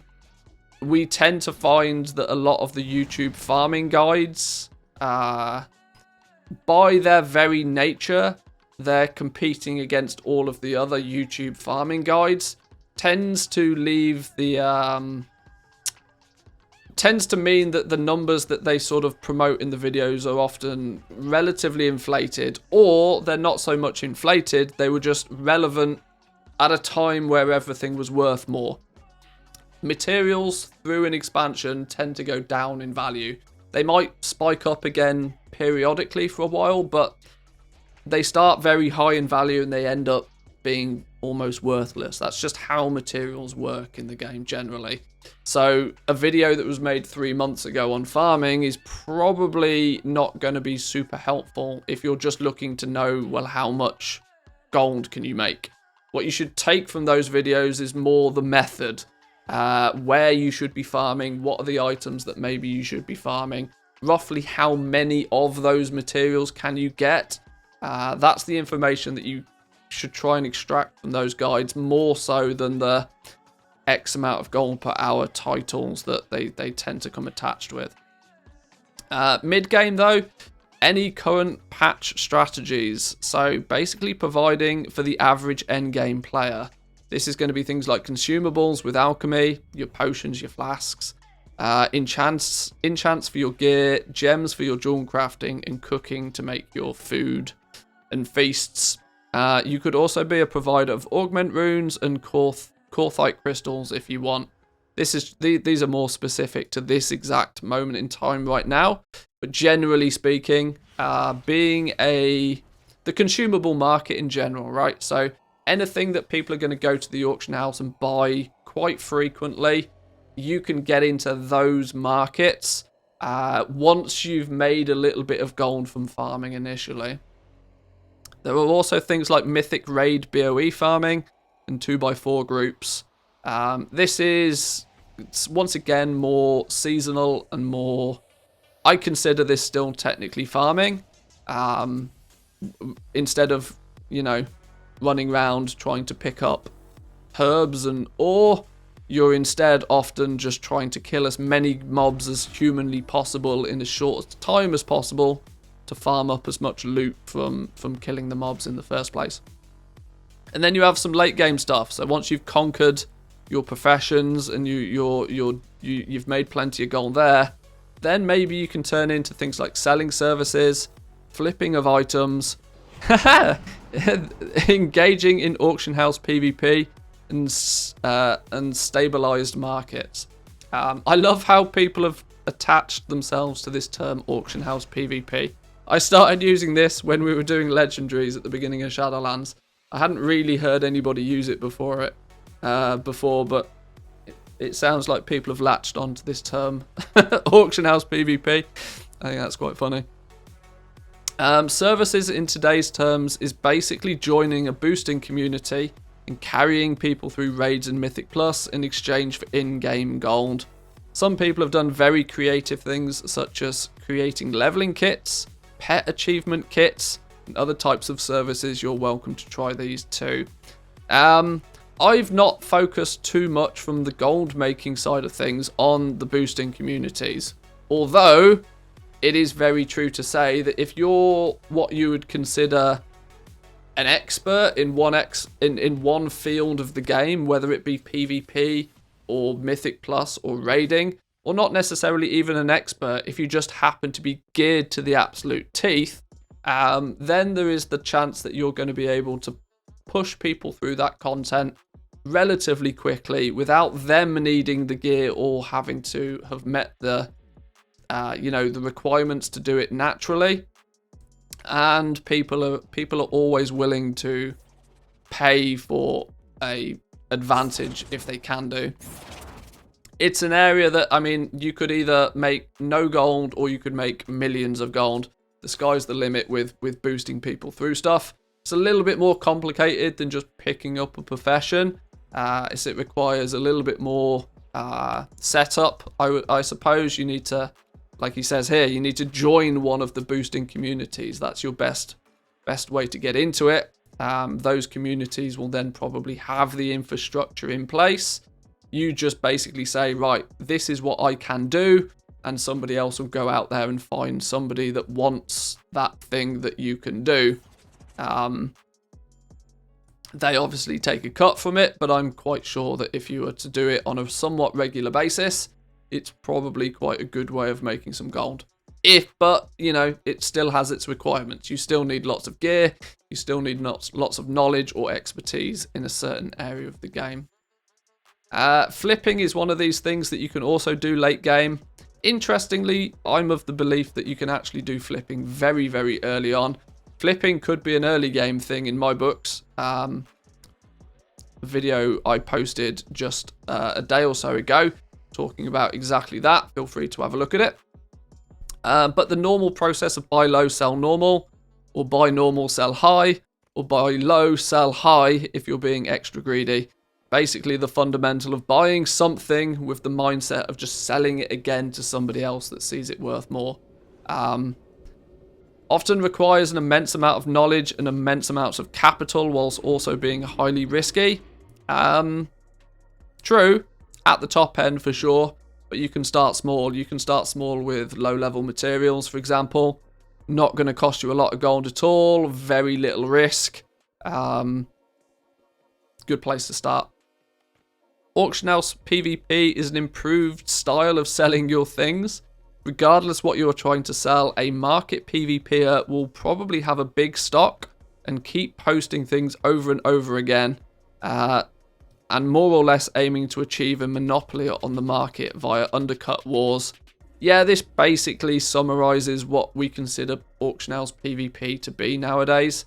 The cancel scan meta is the meta for things like crafted base item legendaries. If you are not actively engaging in, some auction house PvP, if you're not constantly keeping your auctions at the front of the queue, so when that buyer does come to pick one up, that yours is the first in the queue, it gives you a much greater chance of making the sales.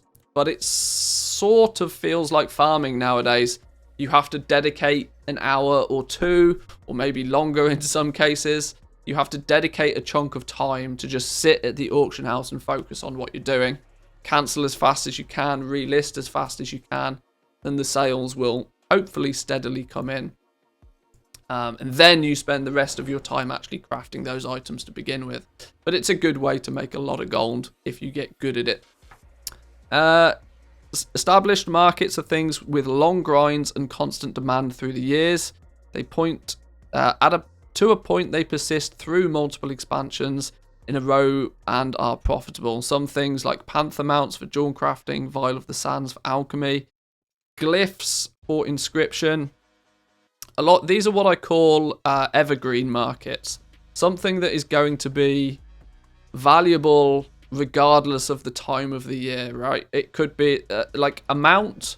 Somebody will want a mount today.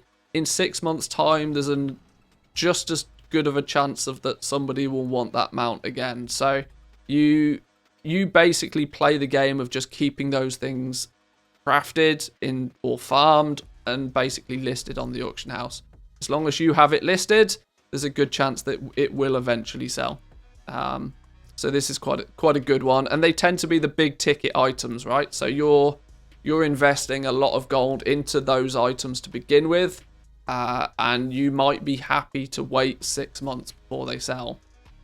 Transmog technically fits into this category, although transmog is more of a numbers game. You just need to have lots of transmog to see big results from it. But it's true. There's that pattern, right? You start off with the easy stuff, the stuff that has almost no risk to it. You then step into a stage where you are taking the gold you've already made and allowing that gold to help you make more. And then finally, you get to a point where you have enough gold already and you're just trying to make more of it. And you can be competitive with things like auction house PvP if you wish. All in all, there's some great advice for any aspiring goal maker, and the proof is in the community here, is that it's very welcoming whatever level you are at. This is true. Places like the Discords, for example, not just necessarily mine, but lots of content creators out there now have their own Discords, often tailored towards goal making. There is, of course, the WoW Economy subreddit. Tends to be more basic stuff going on over there. A good forum-based place for people to ask simple questions and get those simple answers. So there's plenty of resources out there if you're up and running and you want to get going. I imagine most of you that are watching this, though, are a little bit more seasoned.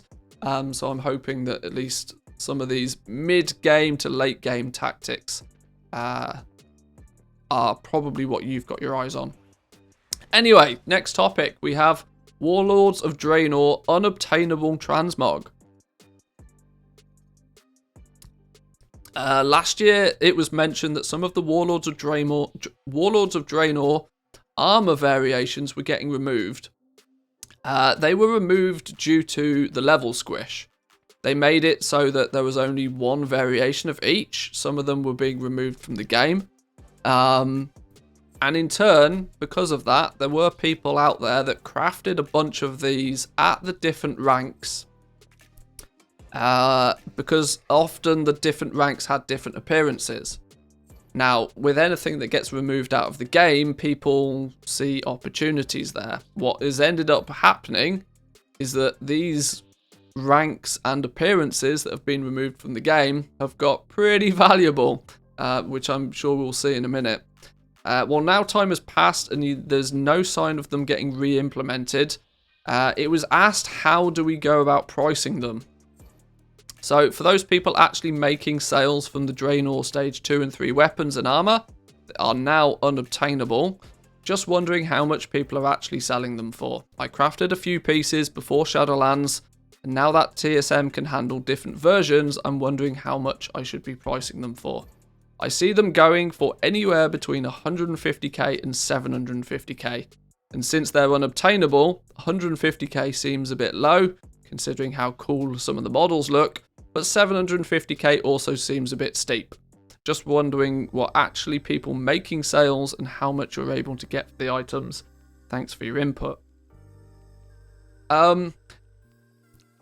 Anything that's unobtainable and you're not buying these items for the gear, right? You're buying the items for the appearance.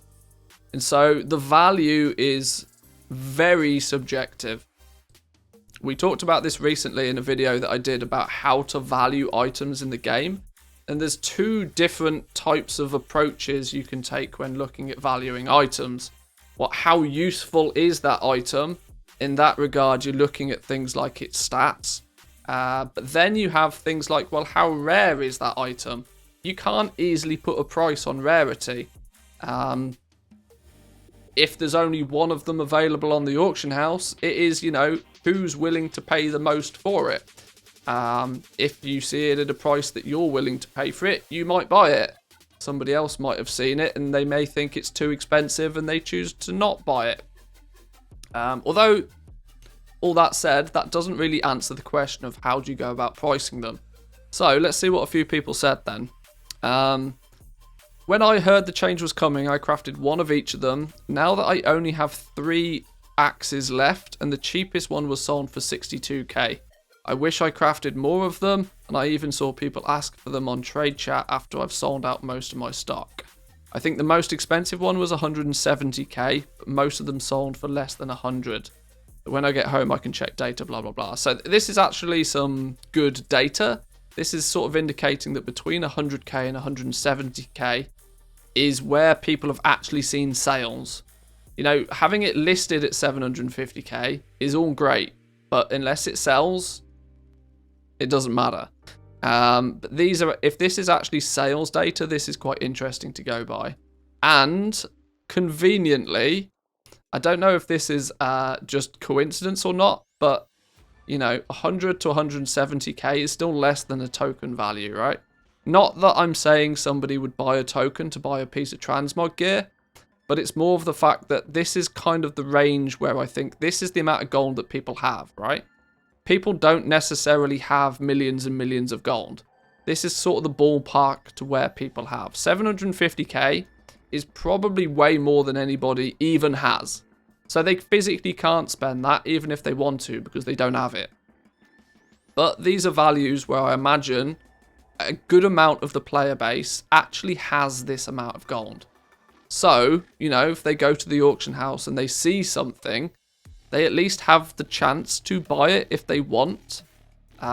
This is something that you've got to be careful of. You can quite easily outprice yourself on stuff. If you're posting stuff for more than what people actually have physical gold to buy, then it doesn't matter whether they want it. They physically can't buy it even if they want to. On the flip side though, once we Jack pitches in and says, I've sold 3 for 700k. They sell if you find a buyer. Armor, apparently the rank 6 is the best in slot twink gear, and I just happen to have 2 of them. Okay, this is interesting though, right? So this means that to that person, the appearance was not what they were after. They were actually after the fact they were valuing it based on its usefulness. It is the best item that they could buy to twink out their character at whatever level they capped it to. So this, their valuation of the item was based very differently to somebody that's buying it for the appearance. If you're buying it purely for the appearance, yeah, sure, 100 to 170k to complete your collection. Maybe it does actually look cool and maybe you are actually going to use it for transmog, but, on its appearance alone, you can get some reasonable amount. But if it becomes useful, if it actually has some purpose more than just its appearance, people might be willing to pay a little bit more for it. Samadan recommends that you look at places like the Undermine Journal when it comes to pricing, because the Undermine Journal will also give you information further than just your home realm. You can see the Hexweave robe here, for example. There are currently 7 listed in the EU. Now that is across all realms combined. The median price is 42,000, whereas the average is actually 332,000. That seems to give me an indication there's a wild difference between the listing prices of these. You know, it's a goblin's prerogative to try and get as much gold for it as possible. Maybe if you have one of these and you have them and you're trying to sell them, start at a really high price. Start at 750,000 gold. Drop it down by 1,000 gold every day, 2,000 gold every day. Drop it down by 1% every day, whatever metric you want to use. But bring them down in value slowly until you sell it. And then you've done what you can feasibly do to get as much for it as possible. But don't, for the love of all that's holy, don't expect to sell these sorts of things quickly. These are things that you might have to list them on the auction house for 6 months before you actually sell it. But as long as you're, you know, keeping them at a competitive price, keeping of the mindset that you will sell it for as much as you can get for it, but you're not trying to be too greedy. That's the basic advice I can give you. You're better off advertising them in trade chat. Maybe. Bringing attention to them is probably a good thing, because if you post it in trade chat in between at least all of the boosting spam, you might find somebody that's like, oh, I need that one for my collection. They may not be looking for it specifically on the auction house, but if you kind of put it in front of them, you might have more success. That's very true. Next on our list, though, we have Quinn's material storage idea. This is a constant bugbear of mine of World of Warcraft, and I think they're utilizing a system that's so old-fashioned nowadays, it has to change. And I would hope that maybe in the next expansion they think about changing something. But Quinn has a great idea about account-wide storage of materials. So server-wide, account-wide banks where all characters on the same realm can access profession materials from anywhere in the game.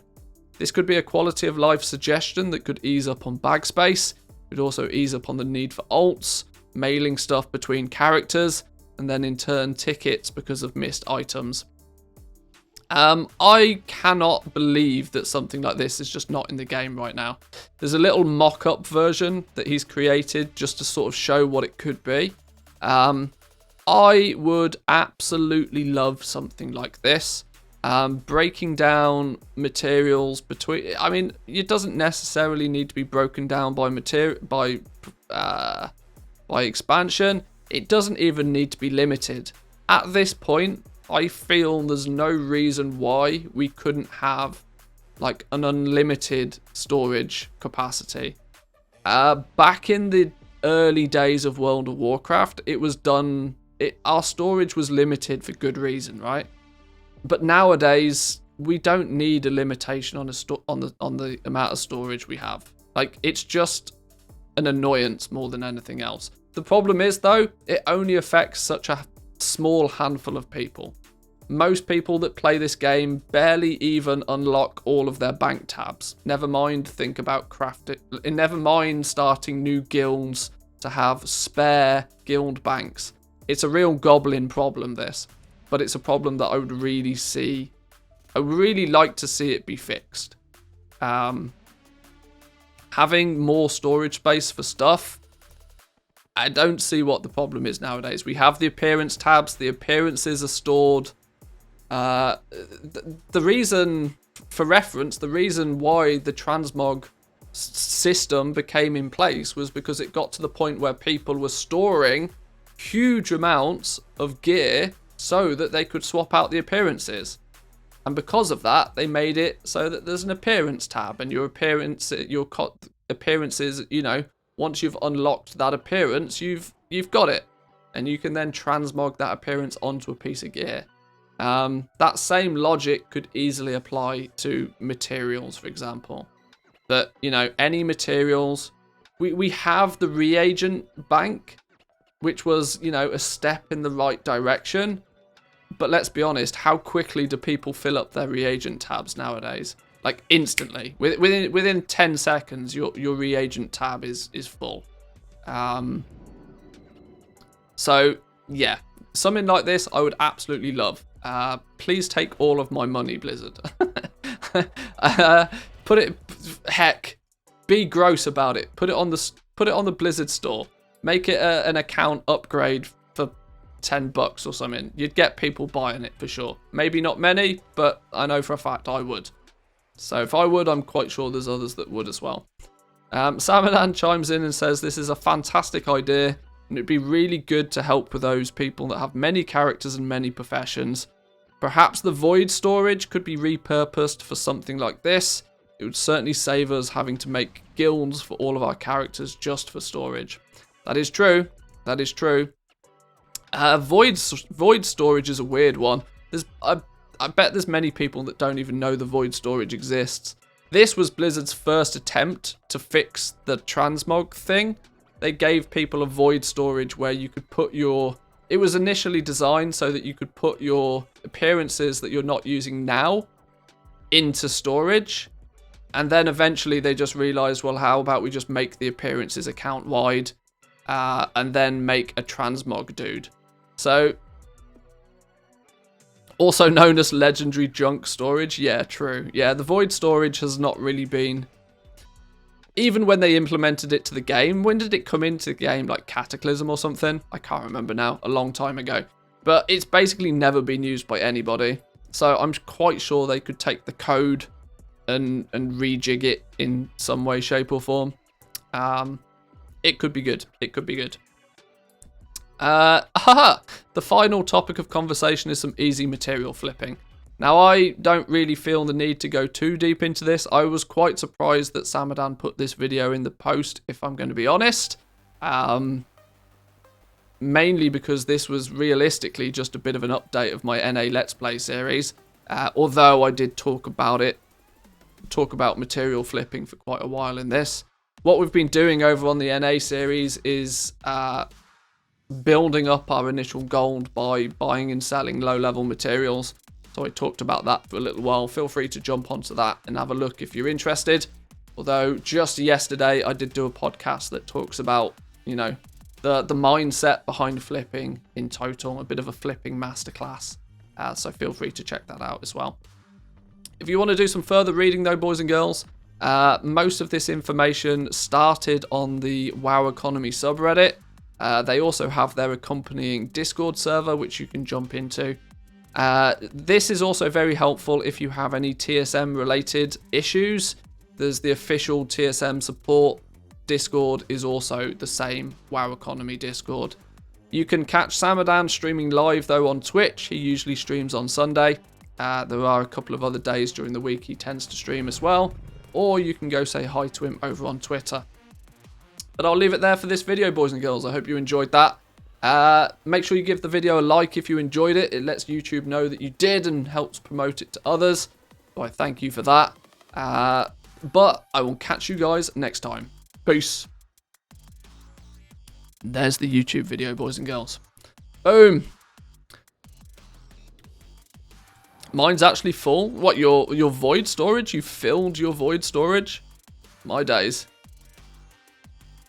Void storage removed all buff, gems, enchants, etc. off the items you store in there. Yeah, the void storage was really weird.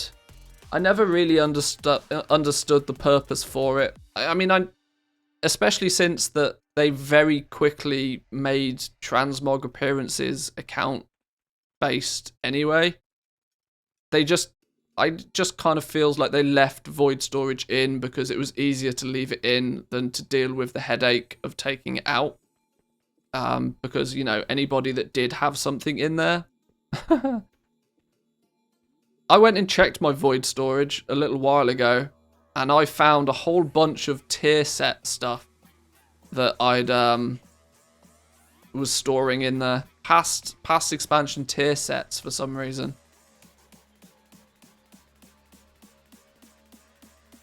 I don't know what my thought process was on that. Should we check the comments, though?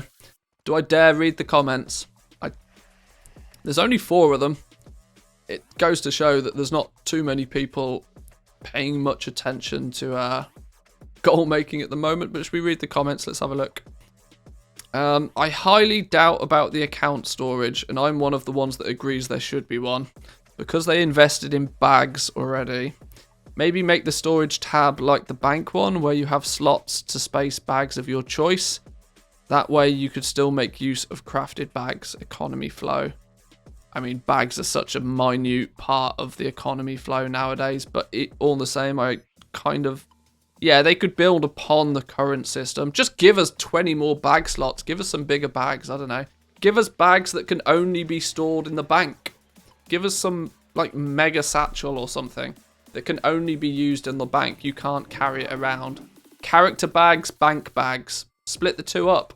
Make the bank bags 100 slots, 200 slots, 500 slots, whatever. You could still have it work within the same, you know, same system of bags if they want. Profession bags, 50 slot bags. Yeah, they did all of this back in the days that you used to have. You had 32 slot bags back in the day where like 20 slot bags were actually the norm. You used to have profession bags that had a lot more storage to them. And this was mainly to counteract the fact that most materials used to only stack to 20. So they first made it so that materials stack to 200. And even now we've got to the point where stacks of 200, we still fill it out. Just because more materials are needed constantly. More bank slots. 7's just a bit low nowadays. Yeah, 7's been in the game since vanilla. I think it's about time we have some more storage space. Yeah, I think we absolutely just need more storage space nowadays. Like I said though earlier, it's a real gold making problem. It's a goblin problem, right? Mainly because people that don't store a lot... Goblins store a lot of stuff because we're hoarders and we buying things to sell things and craft things. 99% of people don't even fill half their bank up. Never mind their reagent bank, never mind guild bank. So, you know, it's not a mass problem. I think they've got a lot more problems on their hands. This is a goblin quality of life thing. Now, there's not a huge amount of, you know, gold making goblins out there compared to mythic raiders or PvPers or whatever. So, yeah, it's probably not something that will happen, but it would be nice if it did. Samadan was not available to discuss the blog on Twitch, so I covered it on my channel. Oh, this is Saigon Paul. Okay, he must have streamed doing something similar to what I've done. Oh, and he's also posted up on YouTube. Okay, nice. Start selling boost Keck W. Anybody that feels the need to use Twitch emotes outside of Twitch, I have very little respect for. The craft bag is from Elder Scrolls Online, and it was awesome. I really wish they'd bring that to WoW. Yeah, somebody mentioned Path of Exile earlier as well. Path of Exile has a good storage system. At its core, it's pretty basic, but of course, the way that Path of Exile works is you can... the game Path of Exile is free, but there's the store that offers microtransactions, of which are primarily cosmetic or quality of life things. They don't sell any game... They don't sell any power boost stuff. At least I don't think they do. They might do now, I don't know. But generally speaking, Path of Exile, was it grinding gears? The Path of Exile developers are pretty good at keeping their microtransactions, what's the word? Their moral compass is set in a good direction. They're not trying to, you know, sell people player power to cash in. They're you know... And in turn, people then don't mind the fact that the cash store is there in Path of Exile. Blizzard don't like account-wide stuff anyways. Yeah, they probably don't. But guess what? Like, they don't play the game. They're meant to be making the game for the players who play the game. This is a real problem that I see that Blizzard has had for the longest of time. they'll choose to not do something just because they don't want to do something. Where you find me another game developer out there that deliberately goes against the will of their own player base. It's completely bonkers, and it's a level of arrogance that Blizzard have had for quite a while now that is not doing them any favors. Hopefully, a big switch up in the upper management of Blizzard might fix that a little bit, but this kind of arrogance that Blizzard has of that they know best and they will they'll do something or not do something just because they want to do something or not do something. Mounts weren't a count at the start. Well, that's true. You had to collect the mounts on every character. Do you remember when they tried to not give us flying?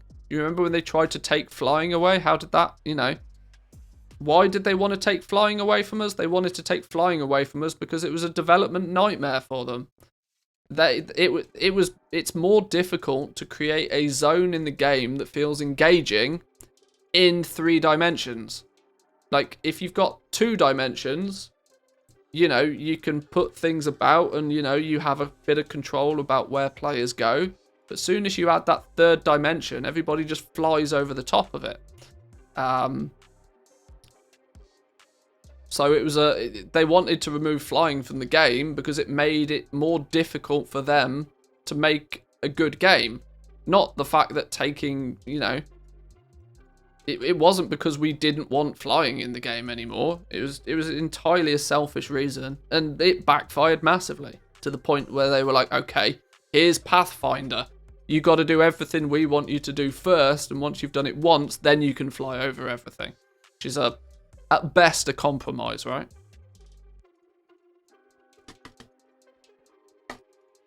Now, these are not Doritos. These are Pringles. So these should not kill me, right? I hope. You can't fly an Ouroboros, the more or Corthia. We've just accepted it. Yeah, not being able to fly in the Moor or Corthia doesn't make a lot of sense. Especially since they then had to, in Corthia, there was... Because when 9.1 launched, there wasn't the flight dude to take you to the other side. You had to unlock the flight dude at Honored, I think, to take you to the other side. And now you can just grapple between the 2 islands. So this is the same principle again, of they deliberately don't put a feature in the game that they take something away to then get a pat on the back when they give it us back, which is just frustrates me immensely because I've seen them do it 100 times.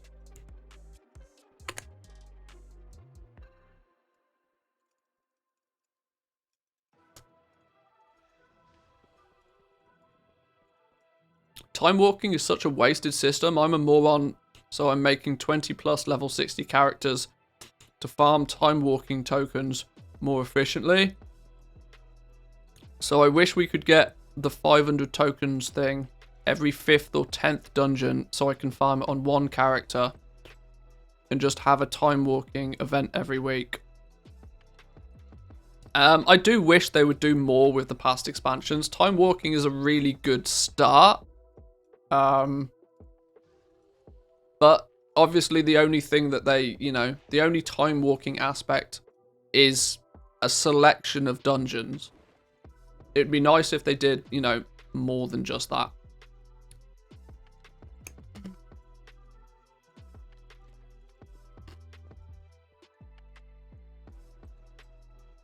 Some incentive to go back. And I got to be careful here when I talk about incentives, but some reason for players to go back and experience the content and the zones more so than just a 50% rep boost. I think Blizzard have spent so many years making new zones and content. There's so much in this game that people have never seen. You got to remember, there's only a handful of people that have played this game since the beginning at this point. A lot of those people tend to be quite public. Your streamers, your YouTubers, that sort of stuff. I tend to be, you know, players that have played the game for a long time and have seen all of this when it was considered current content. But you just think about it rationally for a minute. Anybody that's, even people that have played the game for 5 years, have still only seen a third of this game. That's crazy. There is so much they could do with the past expansion stuff. The problem is that people will just give them a hard time for it all the same, because they'll claim that, you know, that they're just reusing assets and that they should be making new stuff.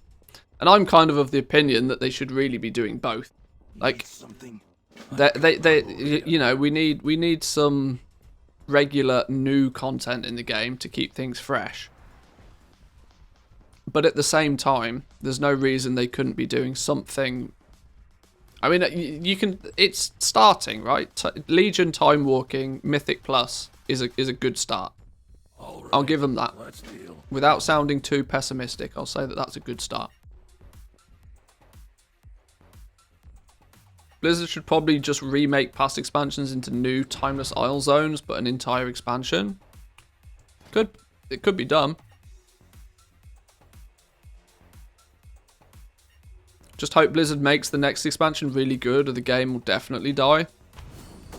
It's interesting, right? Because every expansion, there is a period during every expansion where, you know, the ceiling is falling, WoW's dying, the game's dead.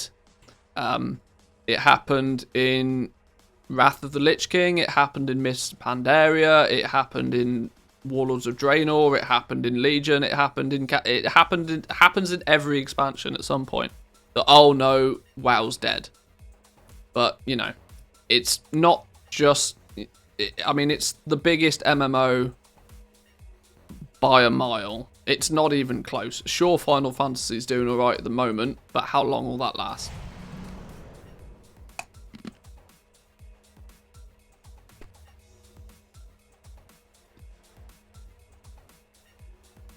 Yep, we got new MMOs turning up imminently.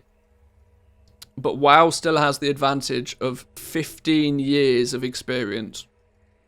Admittedly, half the developers don't create the game anymore, but that's not the point.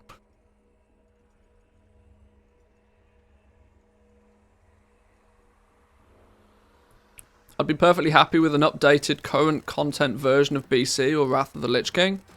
I think many people would. I think I agree with you. I think many people would be in the same boat.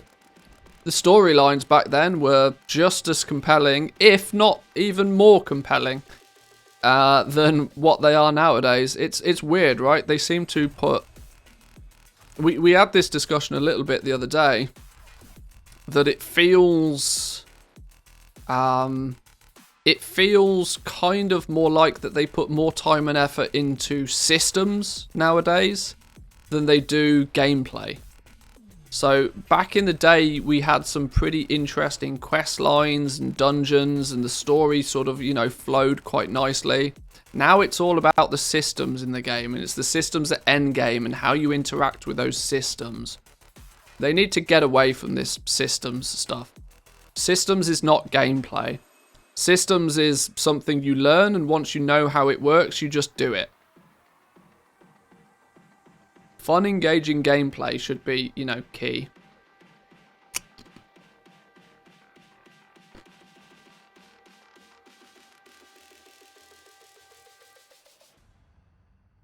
We're going to do some leveling on NA, though, I think. We got to get that dude. We're at 57. We need more than 57.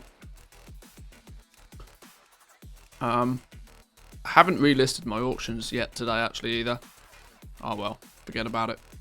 We'll do it another day. So many bugs in WoW that still hasn't been fixed yet. I mean, the bloody goddamn Brewfest one. We can't gobble sausages. I need to gobble sausages. I want that final toy. Brewfest has been in the game since forever.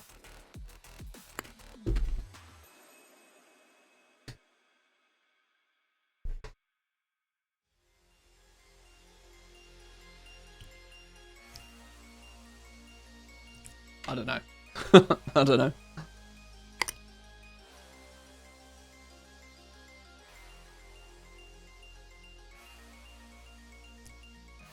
I'm doing the BFA crab now.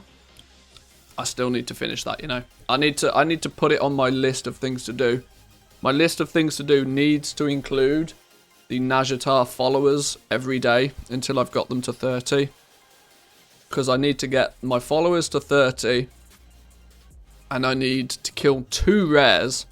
And then I get the crab. But that's the last thing I need to do.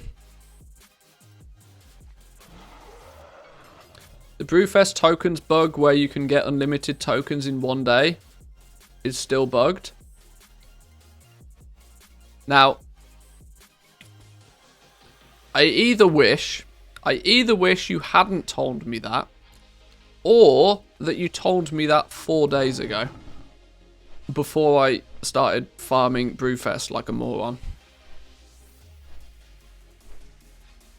Doing the followers? Yeah. All my followers are above 20, but they're just not 30. It's an exploit, you can get banned, so don't bother. Oh, there we go then. Is always now.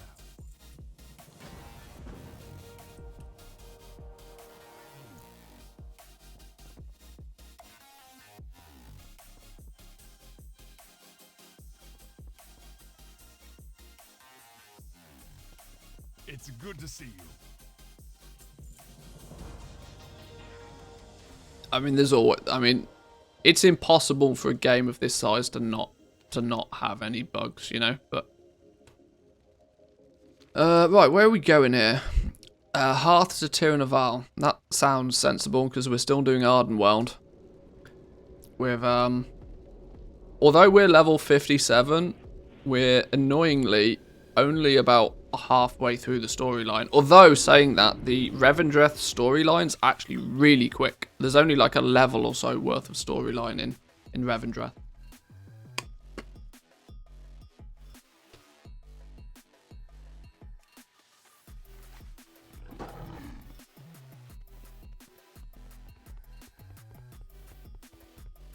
Where are we going here then? Over down that away.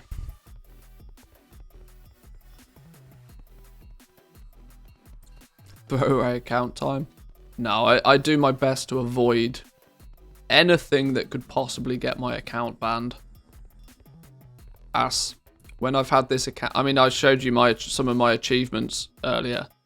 You know, our Brewfest achievements. I think we did them in 2009. I mean, that was probably the first year achievements became a thing, you know. This account is old. But old in a good way. Old in terms of the fact that I've just done so much on this account that I never want to lose it. Thank you, friend. These pools are anything but. By the way, the Murloc is selling the mount today in Najatar. I think I've got that one. The seahorse thing.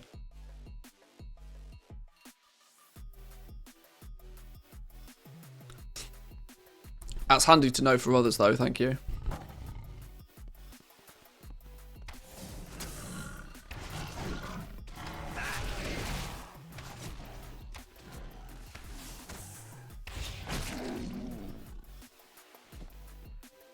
Imbue the wild seed with anima. Okay, we've got to kill a bunch of these dudes. Pick up this thing, whatever it is. Wild seeds need caretakers to give them anima. Without it, the spirits inside can't be reborn.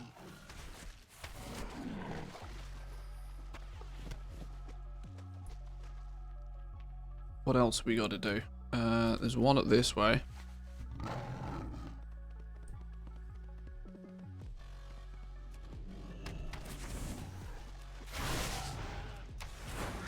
I have this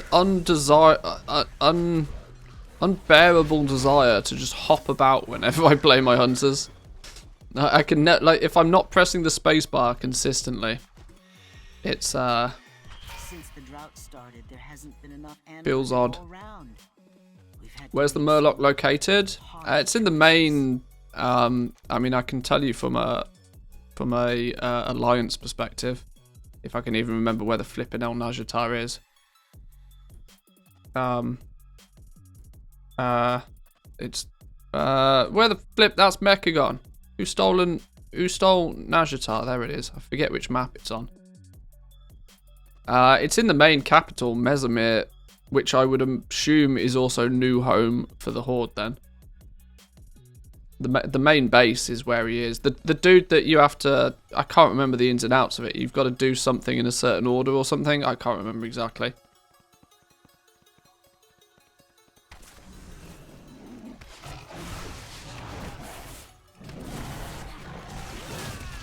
It's another example of I tend to do things like that and then erase them from my memory. Because, you know, I've done it now. I don't need to remember. I don't need Asmongold level 500 IQ brain ability. Finish up here. I'll look for the missing caretakers. You gotta find him if you don't have him in the base. Oh, he's hiding in a cave, isn't he? Or at least my instinct tells me he was hiding in a cave. I might be wrong. I'm probably wrong.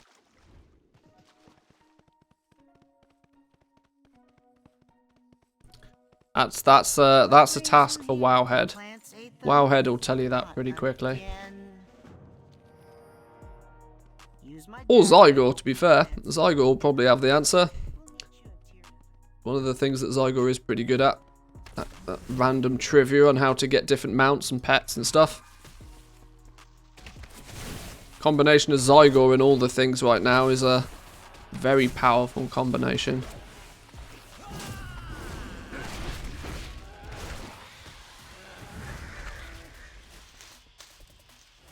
Oh, hang on. These things, I got to carve these things open, haven't I?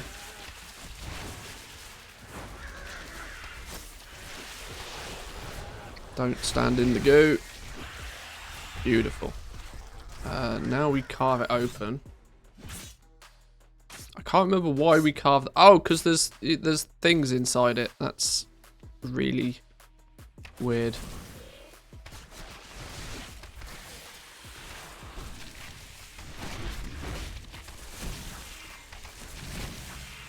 Yeah, it's alright, says the man that doesn't have Zygor. It does its job.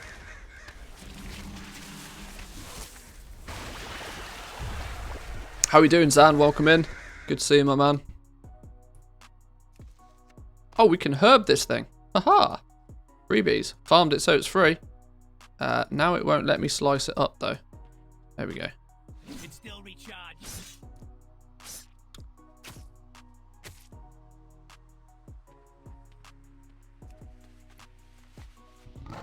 8 of 16. A couple more of these things and we should be good.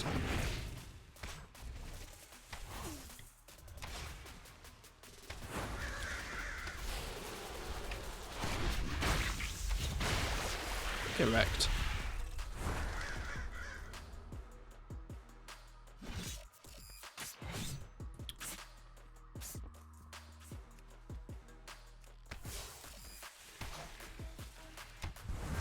I was just trying to think to myself, what's the sensible plan of action for when we do get this guy to 60? Because it depends how quickly we intend to start making a sizable amount of gold. Because at the moment, he's a herbalist and a miner. Which means the one thing I probably want to prioritize, although it's not essential, is to get flying. I think we probably want to unlock flying pretty quickly. But to do that, it means we've actually got to do the 9.0 campaign in its entirety. Which is kind of annoying. Because that's a good... I'd say that's a good 5 to 6 hours worth of content right there. Alternatively, we can off getting Shadowlands flying and just go and gather a whole bunch of stuff from every other expansion in history and hope that we can make more gold that way. And then, hopefully, if we make enough gold by doing that, we can pick up some crafting professions and almost circumvent the need for flying. Because the only real reason we need flying is to farm in Shadowlands. Because everything before Shadowlands we can fly regardless. Can you go to Korthia and start on the reps? See, this was what I was thinking. Can we like skip? can we like leapfrog farming in any way? I think it's probably possible. Korthia has a lot of raw gold drops as well. Well, even like, you know, just collecting anima and getting going on that sort of stuff. 9.1.5 is still going to... It's going to be a while before we have patch 9.2. So we might as well, you know, do 9.1 to its utmost. And of course, if we're spending time in Korthia, we technically don't need flying. Although we can't get past, you know, we can't get past chapter 3 unless we... I don't know. I would assume that you need to do the... I'm going to need to do it eventually, but it's when do I bother doing it? Because if I don't need... The only thing I really need to do the campaign for is to unlock flying. And if I can get away without flying, because we're going to be in Korthia where we can't fly anyway, you know, is it something that we... It doesn't have to be quite as high a priority. We can go to Korthia, go do what we need to do in Korthia, start picking up our professions, and start, you know, crafting with professions. Unless you plan on farming Shadowlands mats heavily, flying doesn't really matter. You see, that's my thought process as well. Can I kind of skip the grind to get flying? Not skip it completely, but just, you know, drop it down the priority list. The problem is gold right now.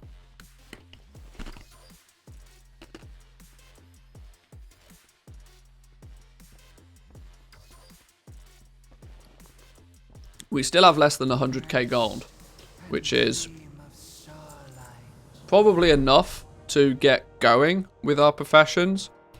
But it's not going to be... It's going to be more time consuming to do stuff with professions right now. I don't know. I'll think about it.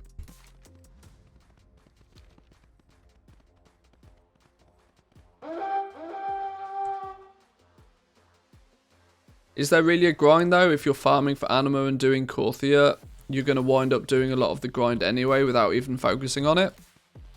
Not that, well, the only real grind is the 9.0 campaign, which we're going to have to do at some point.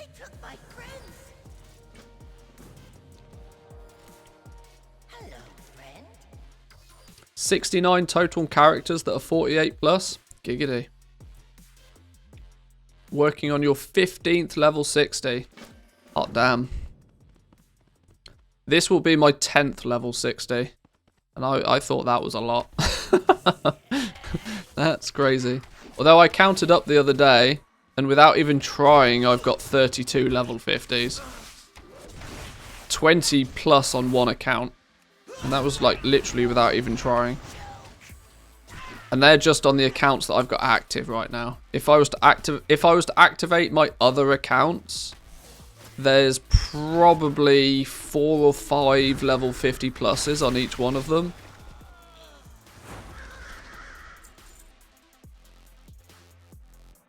So if you're, let me put it this way, if your 50 level 50s ends up being super profitable, Zan, I'm halfway there to joining you on that adventure. New World releases tomorrow. Oh, well, there you go. Say goodbye to World of Warcraft then. Does it actually? I thought it was delayed again. Did it get delayed and then undelayed again? Or I don't know. Undelayed.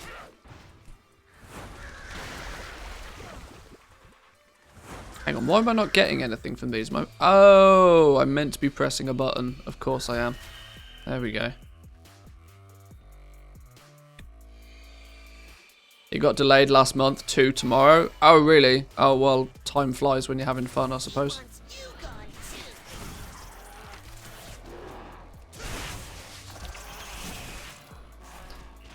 I'm getting ready for next expansion. I want 250 level 60 toons. I mean, that's a target. Oh, my pet's dead. That's why nothing's happening.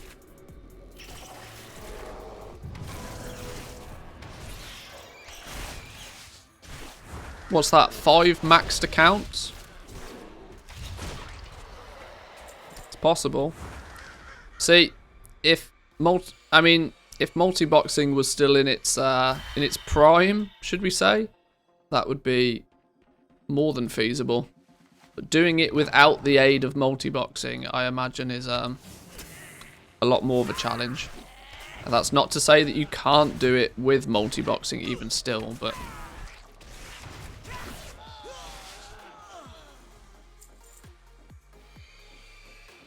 52 done already? Oh, okay. Well, you're way on your way then. Especially since every patch that every patch that happens, it increases the speed of leveling.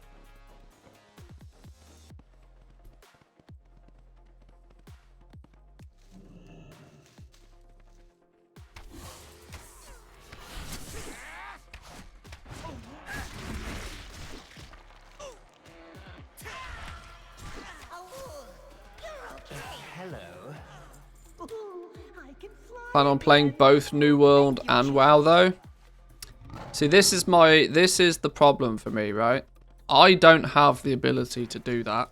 I don't have the mental capacity for 2 MMOs. If I'm playing an MMO, I'm playing an MMO. And by the nature of them, they tend to be designed so that, you know, given the choice, you can hardcore Zerg them and still never finish them. Which puts me in a sticky situation, right? If I just don't physically have the ability to dedicate my life to 2 MMOs. I'm very tempted to investigate New World, but I would have to actively choose to just turn off WoW for a week or so to do it, which...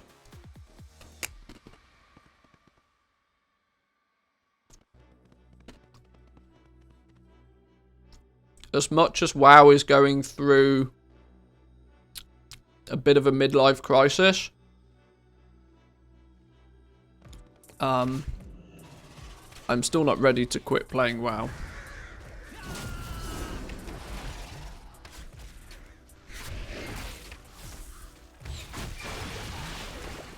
I'm more than happy to play some other, you know, single-player-ish games.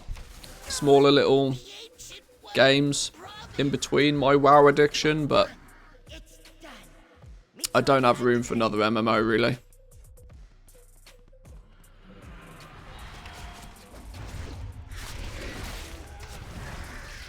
Just waiting for a free copy of New World from Zan.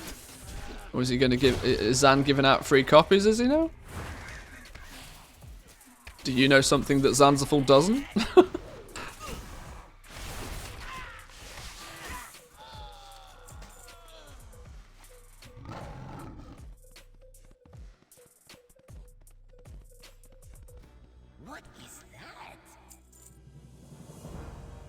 Hey Zan, remember how you like me? To the tree! We'll all be safe at the tree. To the tree, to the tree. I remember this is the one where you meant to actually follow him. Otherwise the quest bugs.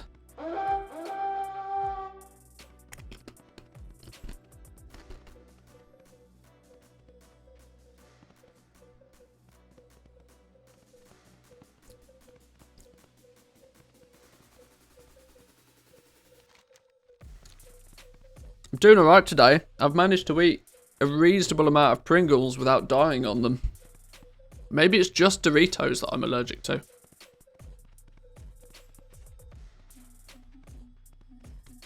Or maybe I should, you know, watch my manners and not talk with my mouth full. We're safe.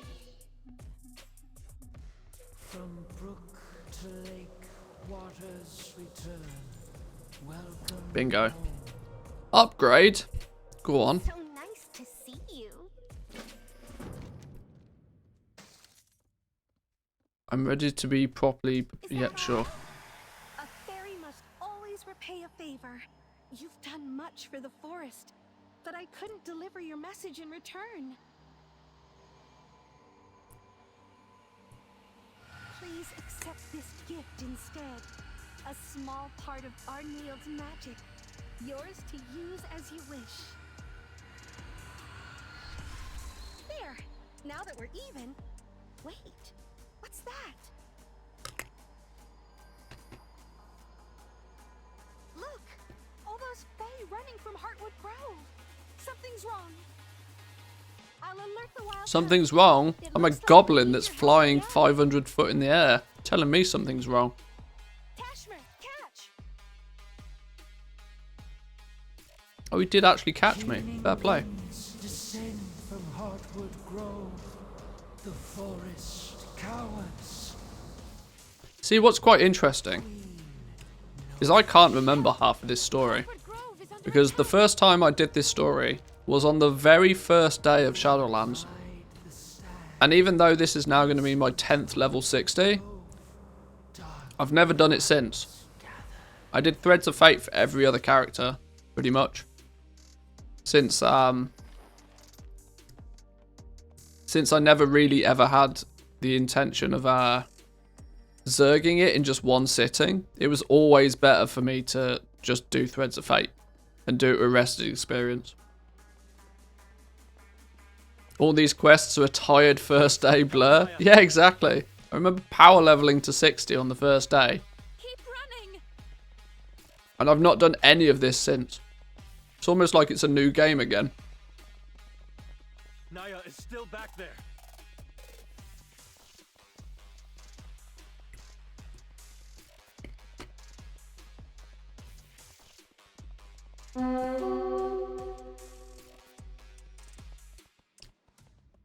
The Winter Wolf.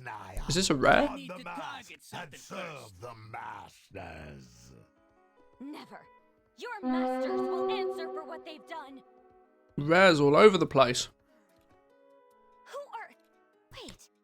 You're the one who helped Darrowin and Tazan. These masked fae suddenly attacked the grove. Please, we have to drive... I might still do the more intro if it's a guaranteed level. Get your priorities right. Save who we can. It may be dog shit, but hey, if it's good experience, I'll do it all the same. The masks. What are... I'll look for survivors. Meet me further into Do the it with grove. war mode on and it's 1.5. Yeah, that's also true. That reminds me. Oh, I have got war mode on, that's fine. War mode on doesn't count for Horde though. It's only 10%. It's not the 30% as Alliance are used to.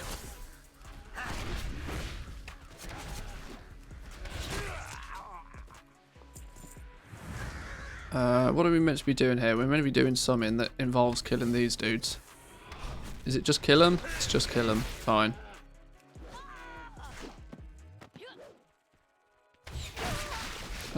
I've managed to not put... where's the Covenant ability gone then? Hello? Is it in just general huntery stuff? Oh, where's it gone? Is it considered a... Where's... Where... Okay. Do I not have it yet?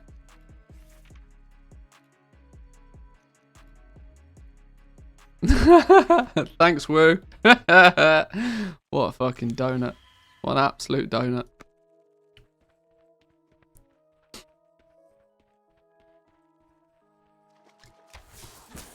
I almost looked silly then. Can you believe that? I almost made myself look stupid.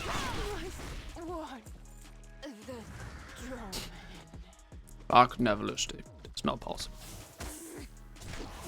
Join us or perish. The fact that you had enough time to not only type that out, but for me to also read it, shows how ridiculous of a thing that was. Look, professional streamer. Leave me alone.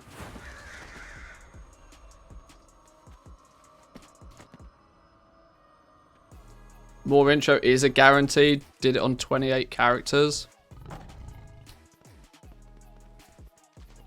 Is there really that little content in the game? I mean, like, literally everybody I seem to talk to recently is doing nothing but just leveling characters and alts. Nobody seems to be doing anything on their main characters anymore.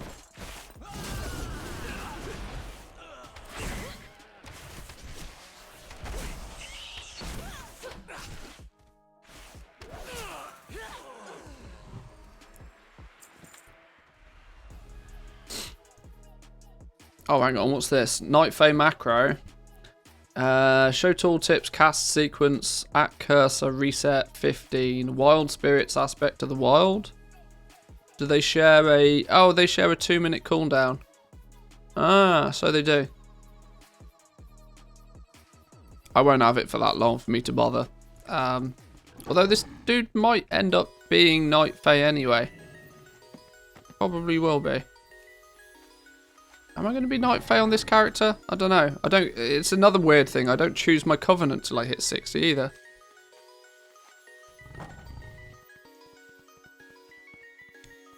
He took the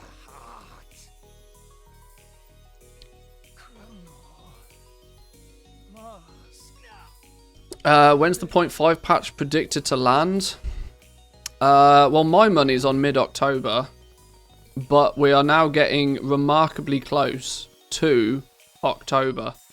Now, I think because it's a mid-tier patch, we will only get like 10 days heads up before it turns up. If that. I would not be surprised if out of nowhere we just get like, right, patch 9.1.5 goes live next week kind of thing. It's a mid-tier patch. It's not a content patch. It's not... There's no need for a big build-up. There's no need for end of PvP seasons, anything like that. So they tend to just throw it at you. Some people are sort of...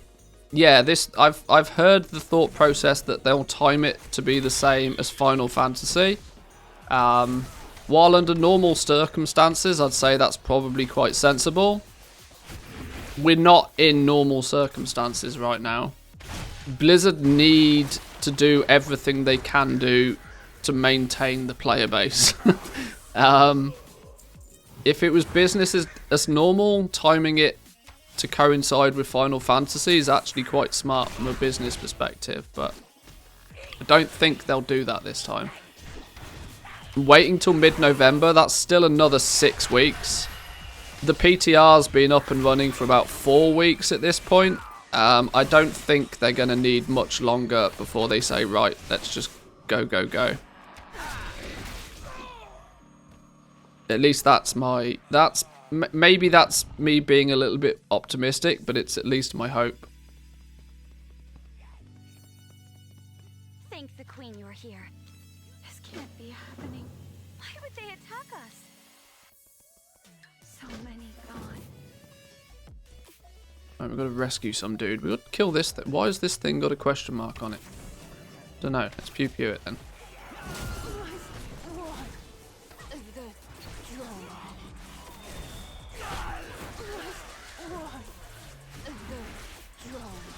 Good luck trying to complete with Final Fantasy. I mean, what people don't realise is that WoW probably still has a sizably larger player base than even Final Fantasy does now. Final Fantasy is just, you know, it's the hype thing at the moment. I've seen hype happen a lot. It's probably very good.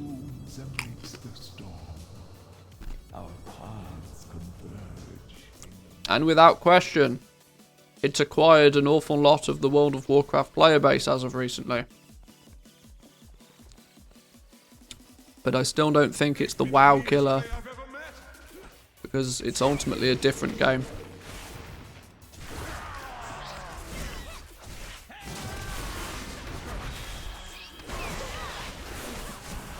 I'm off to Spain for a week in October. That's when it's going to get released for sure. Oh, well, that's a guarantee then.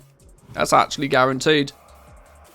Yeah, I mean, in the UK, we call that sod's law.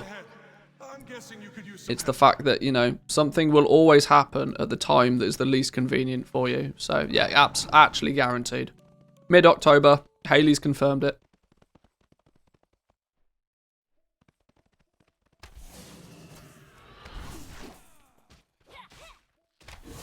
Freedom for the masters!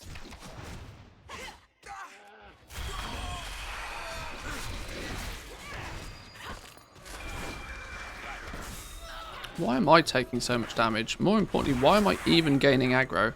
I'm a hunter. I shouldn't be taking any damage.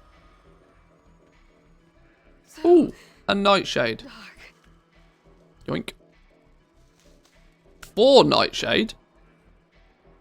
Since when do you get 4 of them from a single plant? Shows how much farming I don't do. Belagar, how we doing? Welcome in. Good to see you.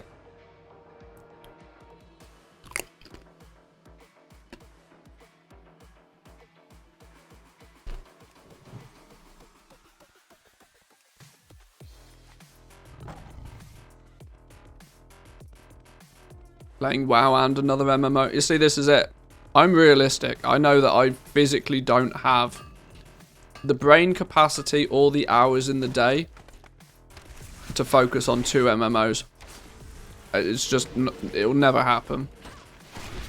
So, if I'm going to start another MMO, I need to turn off my brain from the first MMO to begin with.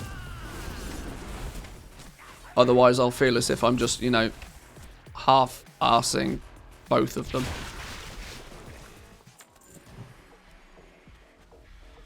We must save who we can.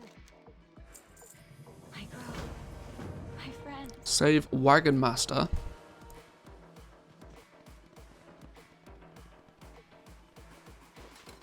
No. The anima is for the wild seeds. Started looking at various new game trailers and Let's Plays yesterday. A little break might be imminent.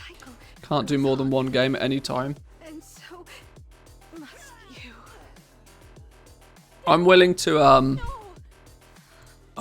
wait off until 915 is released and we see what the longevity of that is. I would imagine that I will probably do 4 weeks or so of 915. Get some auction house PvP on the go, get some legendaries on the go, probably utilize that time to get up and running on Draenor, and then we'll see. If 9.2 is going to be like February, March next year, we might take a switch in direction to something else for a month or 2.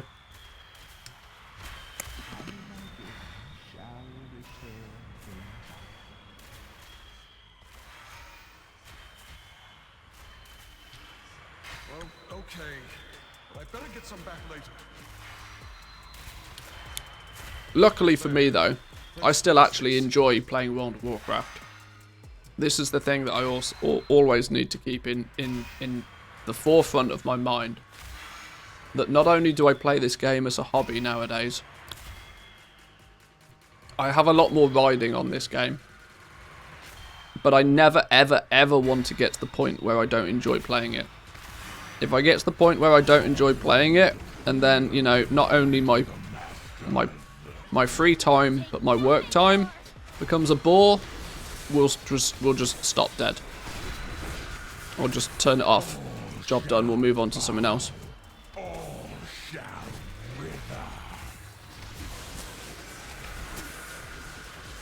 You going on Draenor? I've got 2 level 60s over there. I just haven't done anything else but level 2 characters yet. So, I'm sort of primed and ready to get going over there. I just haven't yet.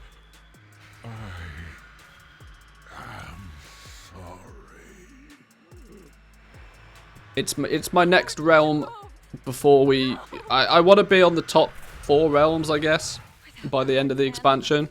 So many wild seeds not just beyond them, but like, you know, fully set up. Torin Mill is basically just on autopilot now. Sylvanas is the same. Draenor's next in my firing line. And then probably Kazakh before the end of the expansion as well.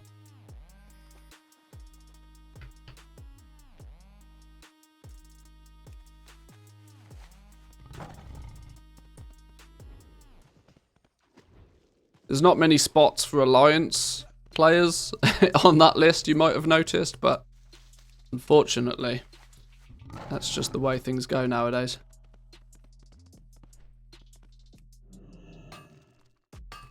I'm in the top 5 realms at the moment, but I don't do what it is you do, and that's fine. The other advantage of playing on these super mega realms is they are, by definition, super mega, meaning that, you know, there's room for many people. This can't be happening. I'll catch up with you in Tiernaval. I just need... Ooh, we're almost 58. We're getting there. You sure it's safe? Getting there nicely. Slow and steady wins the race. I'll be fine, Tazan. You go on ahead. I'm slowly coming to realization that the best thing for me to do in Shadowlands now is just milk legendaries for everything I can physically milk them for. Because they don't appear to be going anywhere in Shadowlands. But obviously, the second Shadowlands is done, the legendary market is also done. But for as long as that cow is still juicy, we should be squeezing it for all the milk it's got. So then we have 10 million, 20 million on a bunch of different realms. So whatever happens to be, you know, tomorrow's meta, we can very quickly adjust and switch to it. That's kind of my plan.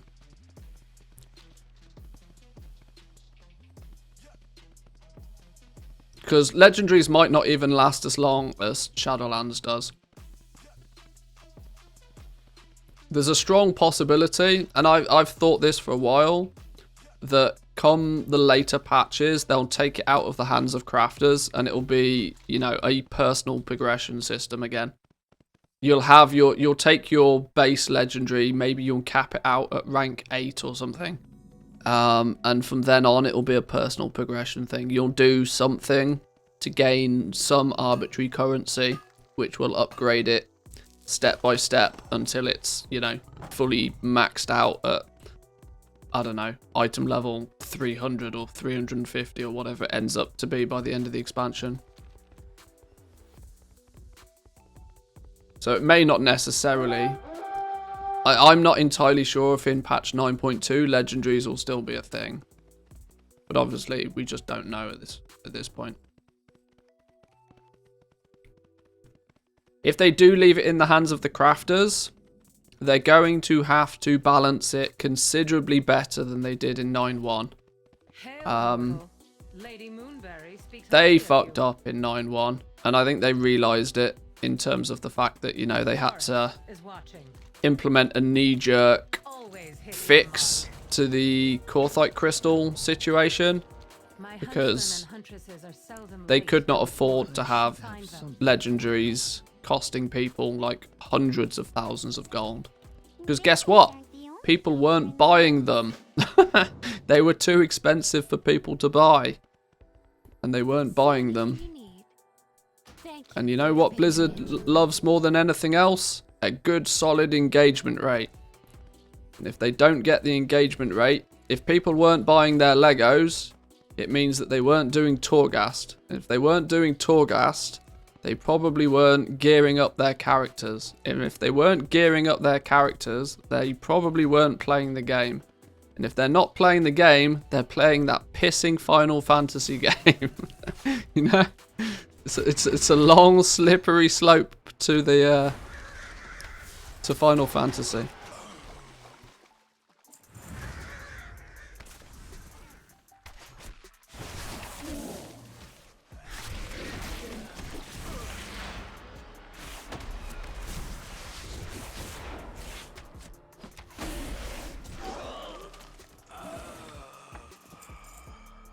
New expansion, new Legos or something like that. We don't need to worry.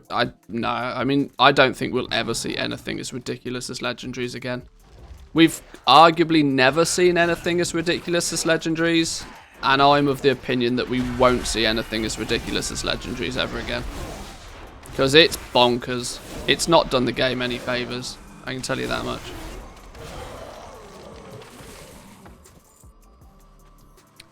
Needing 30 million gold in the first patch of the expansion to cap out just a profession? Nah.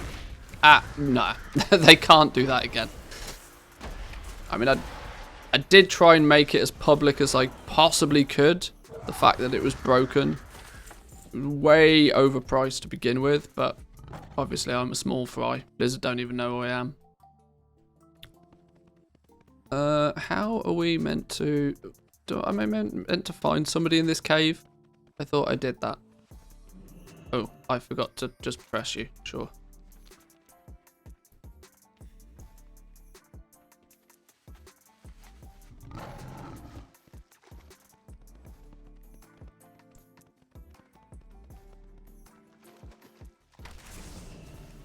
$50 tunes on each of the top 5 realms. That's outrageous. I mean, GG if you manage to do it.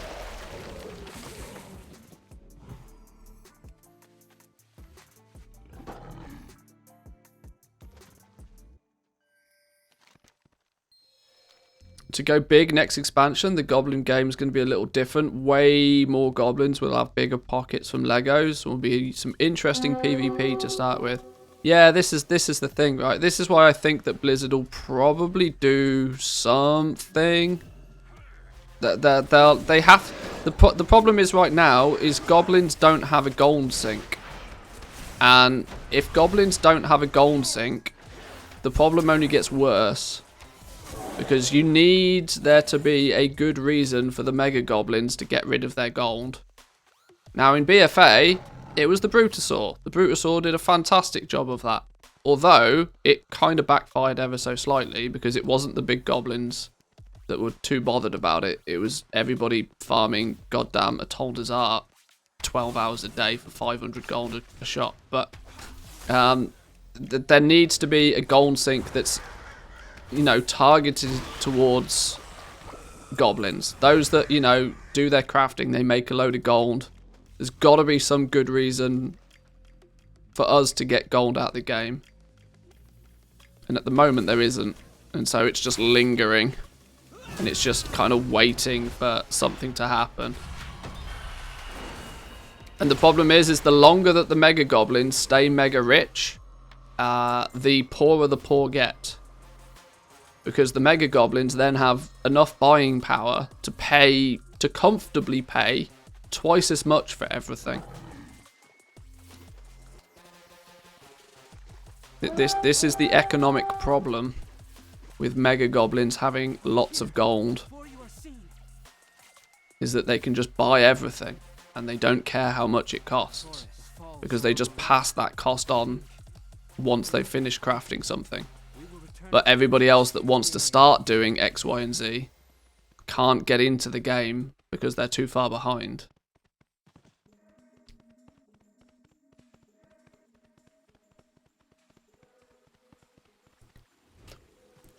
Biggest one being character level boosts. That's not a gold sink though. It's not a gold sink. Because you're buying the token off somebody else. The gold for you to buy the tokens, that gold is just going somewhere else. Eventually it comes back to you. Name the quarry. Hone your senses. Glory to the wild hunt. And the whole boosting community doesn't take gold out the game. Fury of the wild hunt for the Winter Queen. I mean, arguably, a lot more... I mean, I don't want to get into the discussion of inflation or deflation again, but arguably more gold has left the game this expansion than any past expansion. Probably combined because of legendaries, right? Because the 5% auction house cut. People underestimate just how much gold leaves the game because of that 5% cut. Like, if you sell, 5 million gold worth of stuff, like 100,000 gold's just disappeared. Poof, gone. I think my maths is right on that.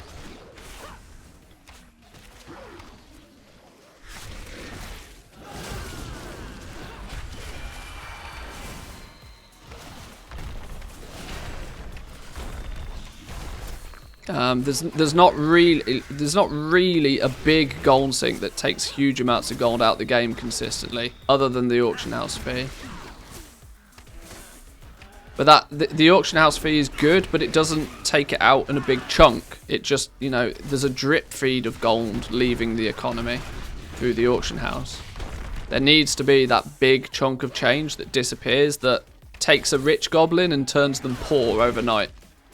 Because then it pushes them back down the tree, right? It pushes them back down the financial tree so that they start engaging in lower level stuff again.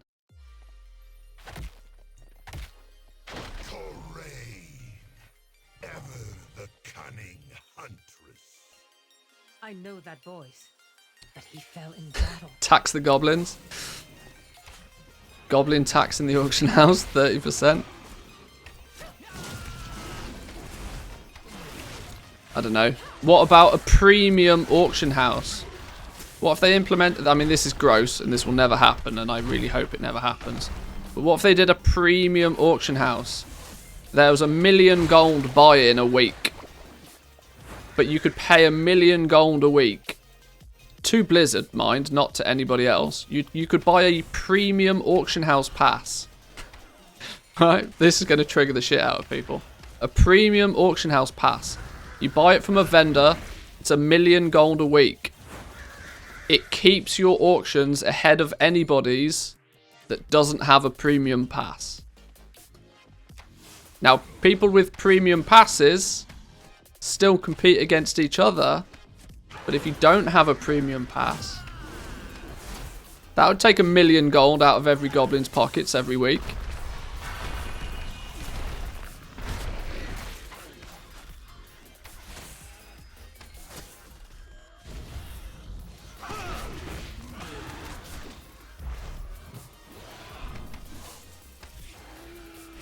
What's this button do?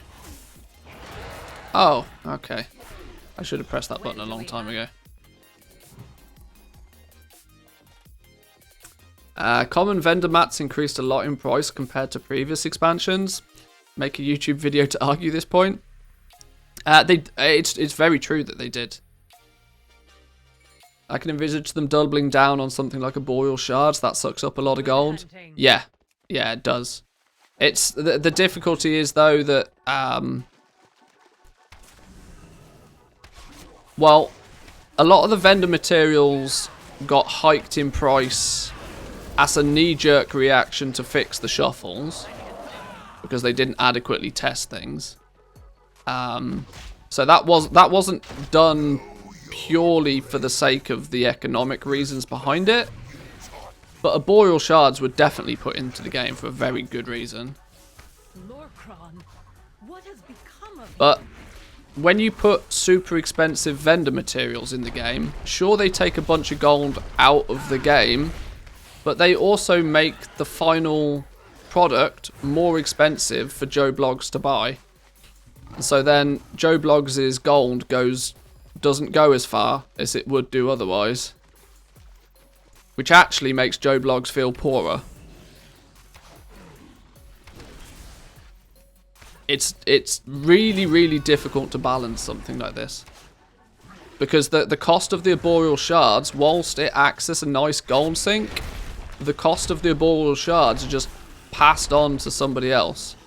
A true gold sink to actually remove gold from the top end goblins is something like the Brutosaur, right? Where you just give 5 million gold to a vendor and you get something back, and there's no way to reimburse that value. Vendor mats just get paid back again because you build it into the crafting cost and you just make your gold back that way. It's just a cost of doing business. It's not actually a true sunk cost. It's just an expense. I stand ready. So arboreal shards are a good way to get a bit of gold out the game, but they don't fix anything long term. They just help make richer goblins richer. Because big goblins don't care how much the arboreal shards cost. Because whatever they cost, they just charge them to the person that then wants to buy the legendary off them. It just makes the legendaries more expensive.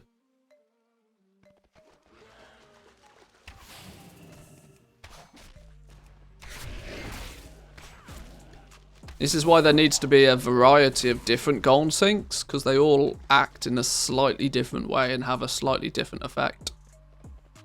It's fun to think about though. Have there been any big mounts this expansion? I don't think so. Might be one coming down the line. It doesn't even necessarily need to be a mount. It just needs to be, you know, some reason for a goblin to spend all of their gold on something. Because it's the rich, wealthy goblins that just sit on their pile of gold, slowly increasing their ability to buy anything they want with less and less risk every day.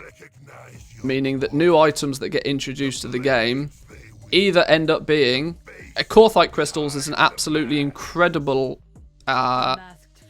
example of this, right? Blizzard probably never expected Korthite crystals to sit at 1500 gold apiece. Blizzard probably had the intention of the Korthite crystals being 200-300 gold apiece from the word go. But Mega Goblins were happy to buy them at 1500 gold apiece all day long because they just passed that cost on to the one that buys the legendary at the end of the day. And the reason they were happy to pay 1500 gold apiece for them all day long is because they had tens of millions of gold that they made off legendaries in patch 9.0.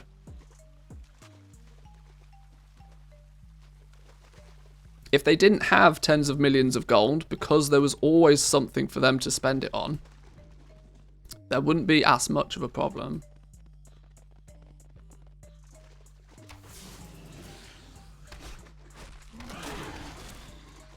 Auction house toy for gold cap. That would be cool. Sold instantly. I'd buy that in a heartbeat. Why? Because it means I wouldn't have to piss about getting the long boy. Auction house toy for gold cap. Yep, sold.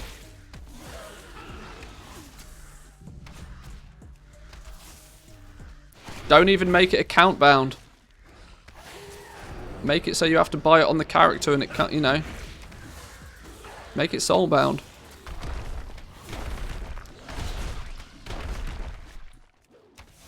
Cooldown? I think if you put a cooldown on it, it diminishes the value of it. I don't think people would buy it if you put the cooldown on it. It'd have to be like the long boy, but not the long boy.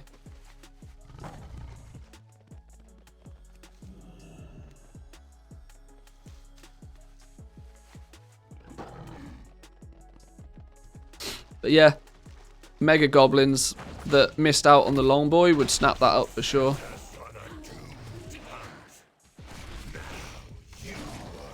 Let reagents stack to 1000 instead of 200. It'd be a good start. There are a few things in the game that do stack really high. What oh, those bones that you get from the Isle of Giants, don't they stack up to like 1000 or even 10,000 or something? There are a few things that stack really high.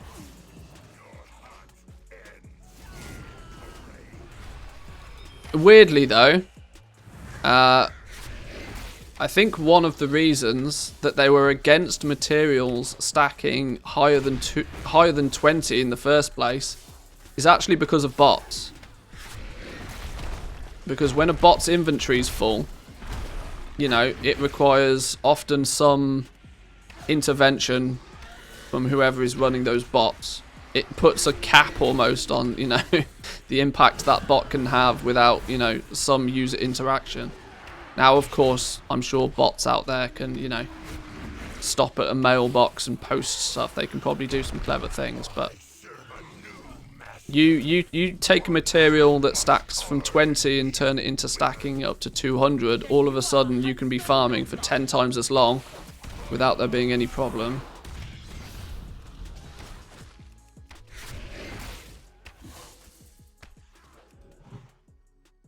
Longboy farmers who slaved for 6 months to get enough gold for it would go mental. People who farmed for 6 months to get the Longboy are probably not playing the game anymore.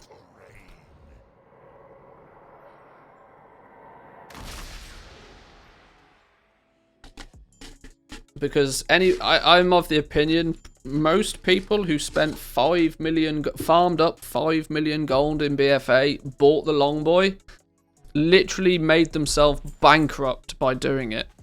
The likelihood of them coming into Shadowlands and, you know, having a good time probably wasn't very high. A dear friend twisted into a dire foe. That's probably not entirely true, but Return to Glitterfall Basin. there's probably some truth in it.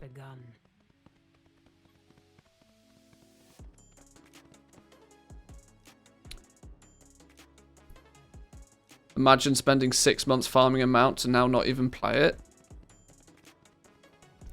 For a lot of people, though, the fun of farming the mount was, you know, the fun was in the chase. When they got it, it's just another mount in the collection. Especially if you were the kind of person that was like farming for the gold to get the Longboy mount. Like, the actual benefit of having that mount for a character that plays in that fashion, really not that much of a benefit to them. I imagine it very quickly just became another mount.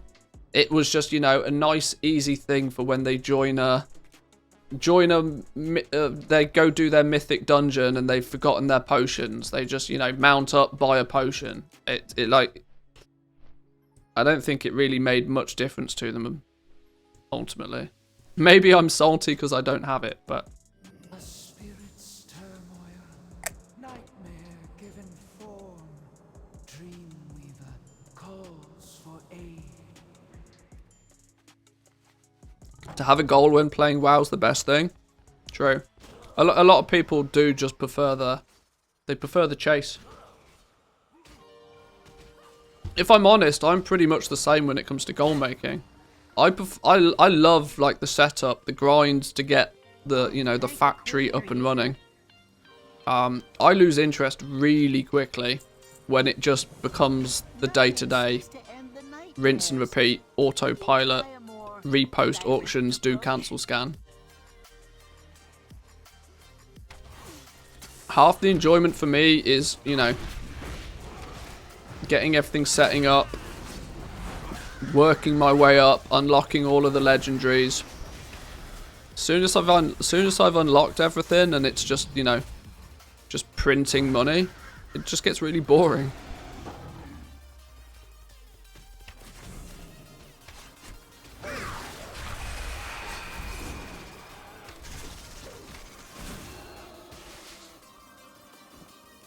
The storm abates for now.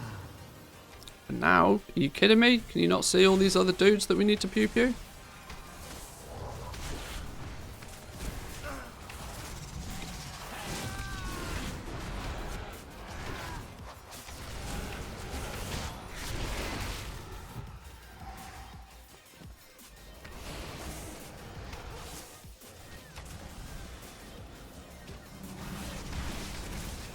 I need to be careful I don't overpull here. I need to remember I'm not invincible.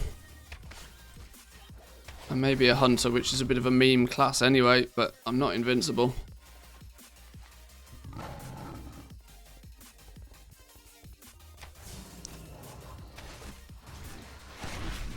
Been in plenty of M+ runs where at least 3 of us had the Longboy.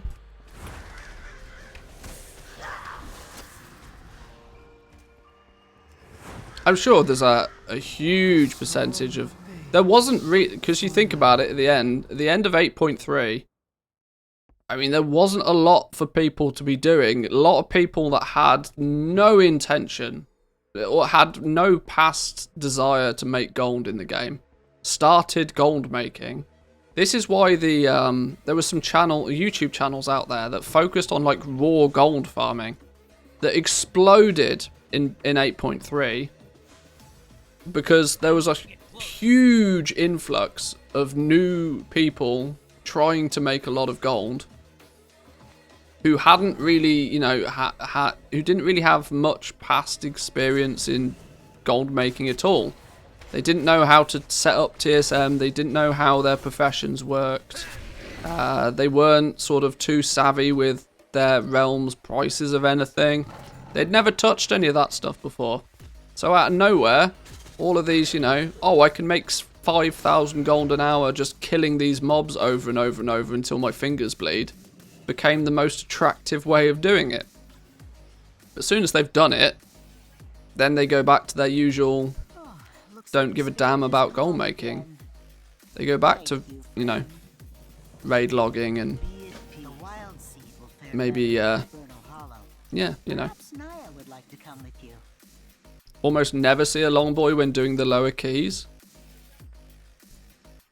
Yeah, probably because they're newer players to the game. I mean, this is super stereotypical, but they're probably newer players to the game who didn't even have the opportunity to get the long boy.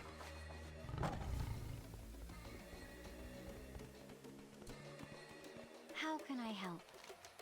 Until next time, I would be glad to join you. I'll prepare for the journey.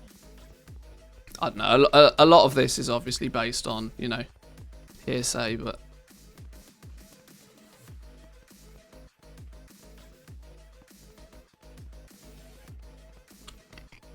Greetings.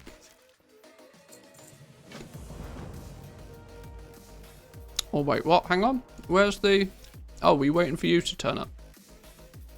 No, where are you going? Oh, this is that stupid escort quest. I almost feel as if I should turn war mode off for this. Welcome. Well, let's give it a go anyway. Take care. Naya, take my harp. Its music can help soothe the wild seed. I'll meet you in Hibernal Hollow. Safe journey, you three.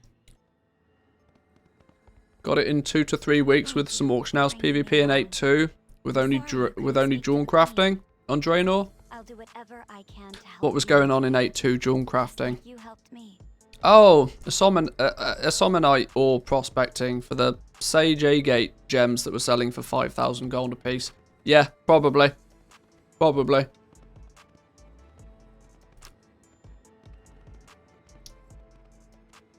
Or something along those lines. I might have got some of the names a little bit wrong there, but yeah. I need to play the harp. Spriggans, look out!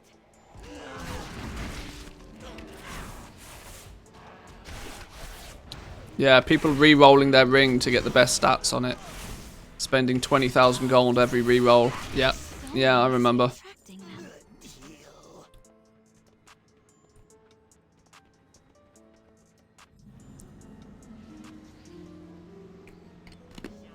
More nightmares. Guard me while I soothe the wild seed.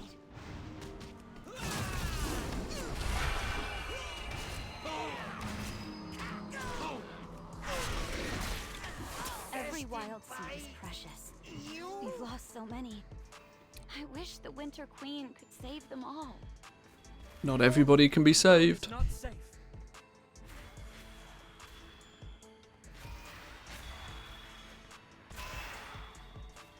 Is this still a bonus objective? Help us at Glitterfall Heights. It's not a bonus objective until you've done some of the quests, apparently. I serve the Queen. You Or does this only become a bonus objective now, maybe?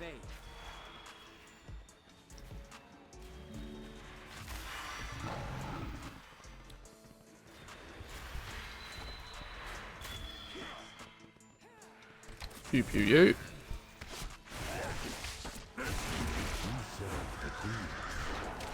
fight continues for Ardenweir. 1.5 levels to go. Probably won't have time to finish this today on stream. As I've got some bits and pieces I need to be doing this afternoon. But I might see if I can get this last level or so smashed out this evening. Giving us the opportunity to start the level 60 stuff. Maybe get ourselves into Korthia tomorrow. start the grind over there. Really start to make some headway with the NA series. In a weird way, I know we were talking earlier about how I might skip getting doing the 9.0 campaign because flying's not really that worth. What is going to be worth is for alts though. Being able to instantly fly whilst leveling on alts is going to be a huge advantage because we're going to want 2, maybe 3 characters over on NA to really get ourselves up and running properly. We want to have 2 characters that will have, in essence, 4 crafting professions. That's really what we want. And then preferably a bank character who can then maybe be our enchanter as well. That's maybe the plan. Did you finish Brewfest? Yes, we did. Yeah, all apart from the sausage gobbling, which is bugged, so there's nothing I can do about that. But yes, we have completed Brewfest. Finally. Took a while, but some new stream overlay additions. Yeah, I've changed a few little things recently. I've not changed the actual cam overlay, but I've added a few things to it. Some little daily goals, daily targets. Now, weirdly, there's not a huge amount that I can do to incentivize those, but you know what I mean. It's just a thing streamers do, right? And this is one of the other things you can do. Yes, we have now got some fancy camera overlay things. You can turn me into a goblin or a few other bits and pieces. People have been pestering me for a long time for some channel point redeems, so I tried to get some cool additions. I strike first. The rest of you attack when I sound the horn.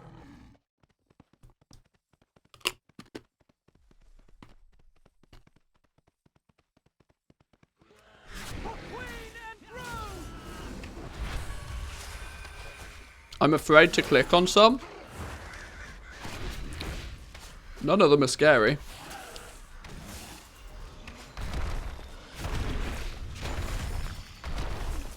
Oh, hang on. This is the one where I'm meant to actually... I meant to press a button at some point. When do I press it? There's no button to press. Hang on. Because I'm not meant to be able to solo this dude. Where's everybody that comes in and pew-pews him?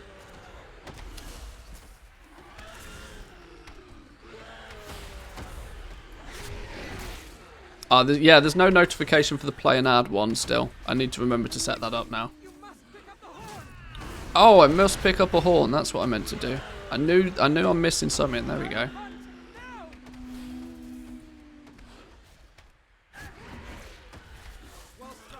But yes, I'll run an ad. Thank you.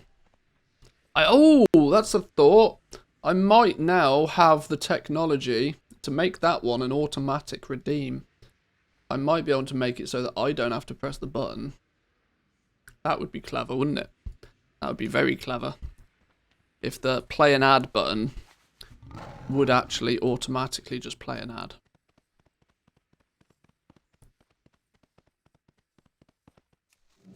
I have fancy new software, you see.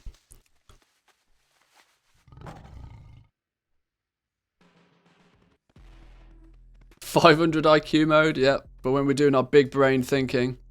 Oh, somebody dived in and stole it. Womanthius took over. Are we dropping frames? Or is it just lagging? It might be lagging. The filters might be causing it to lag. It's still in testing mode. To be fair, running all of this, my PC is not built for this. Those filters take a lot of CPU usage to run. The camera went pixelated, did it? I'll have to check these things back out on the VOD.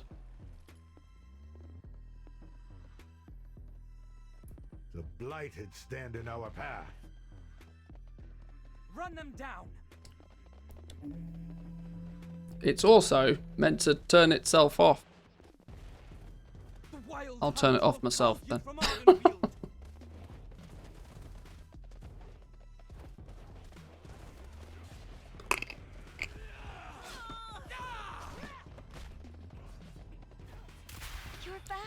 Big return on investment on that one, yeah.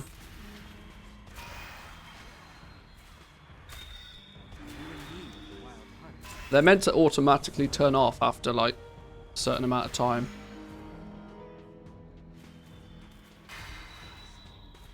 Sound alert, die monster. Oh, that's our pet one. That's the one where we delete a pet. That's why it's expensive. That's actually going to be a bit of a problem for me, you know, on the NA. Because look, on the NA, I have 2 pets. You got a 50-50. I need to go and get some pets on NA. 50-50 on which one we delete on NA. That's not good news. You could half my pet collection in one go. Maybe I'll make that rule that it only applies to my EU accounts. My friends. I am sorry, Naya. If only the wild hunt could have been there. But our numbers are stretched. Time to stock up on spectral tiger cubs. So is the Winter Queen. With what gold? I've got 83,000 gold. We must do what we can to I can't even buy one. Never mind stock up.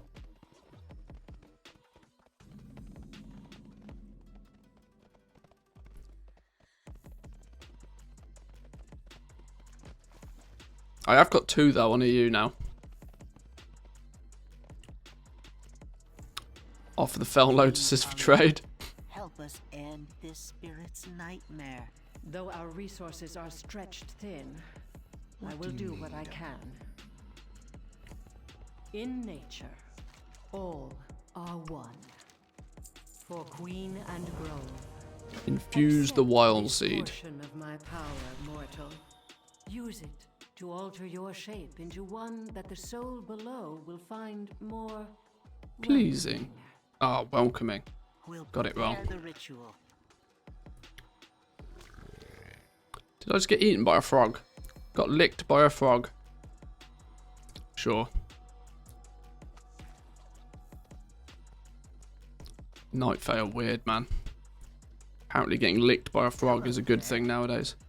I'm ready to perform some Let's ritual. hope this is enough.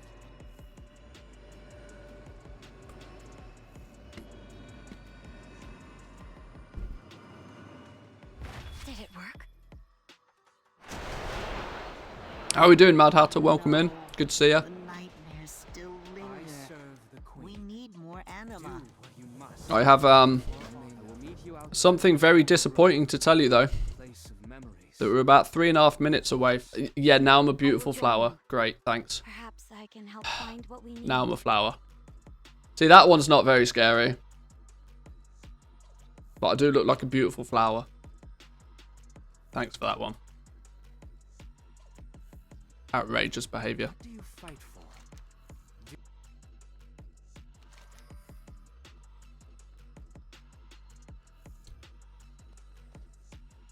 The a couple of the cheap, I say cheap, the 2,000 coffee bean redeems. They're usually just filters. You may have noticed there's a couple of big expensive ones, but they are more. The reason they're big and expensive is because I don't want them used too often, because they're also sound effects as well. Au contraire, that's terrifying. Oh, fair enough. Always in stock. Take Do I actually want to make this place my home? I don't think I do. I think I want to keep Orgrimmar. Oh, returns you to Glitterfall Basin. Well, I've already made the mistake then.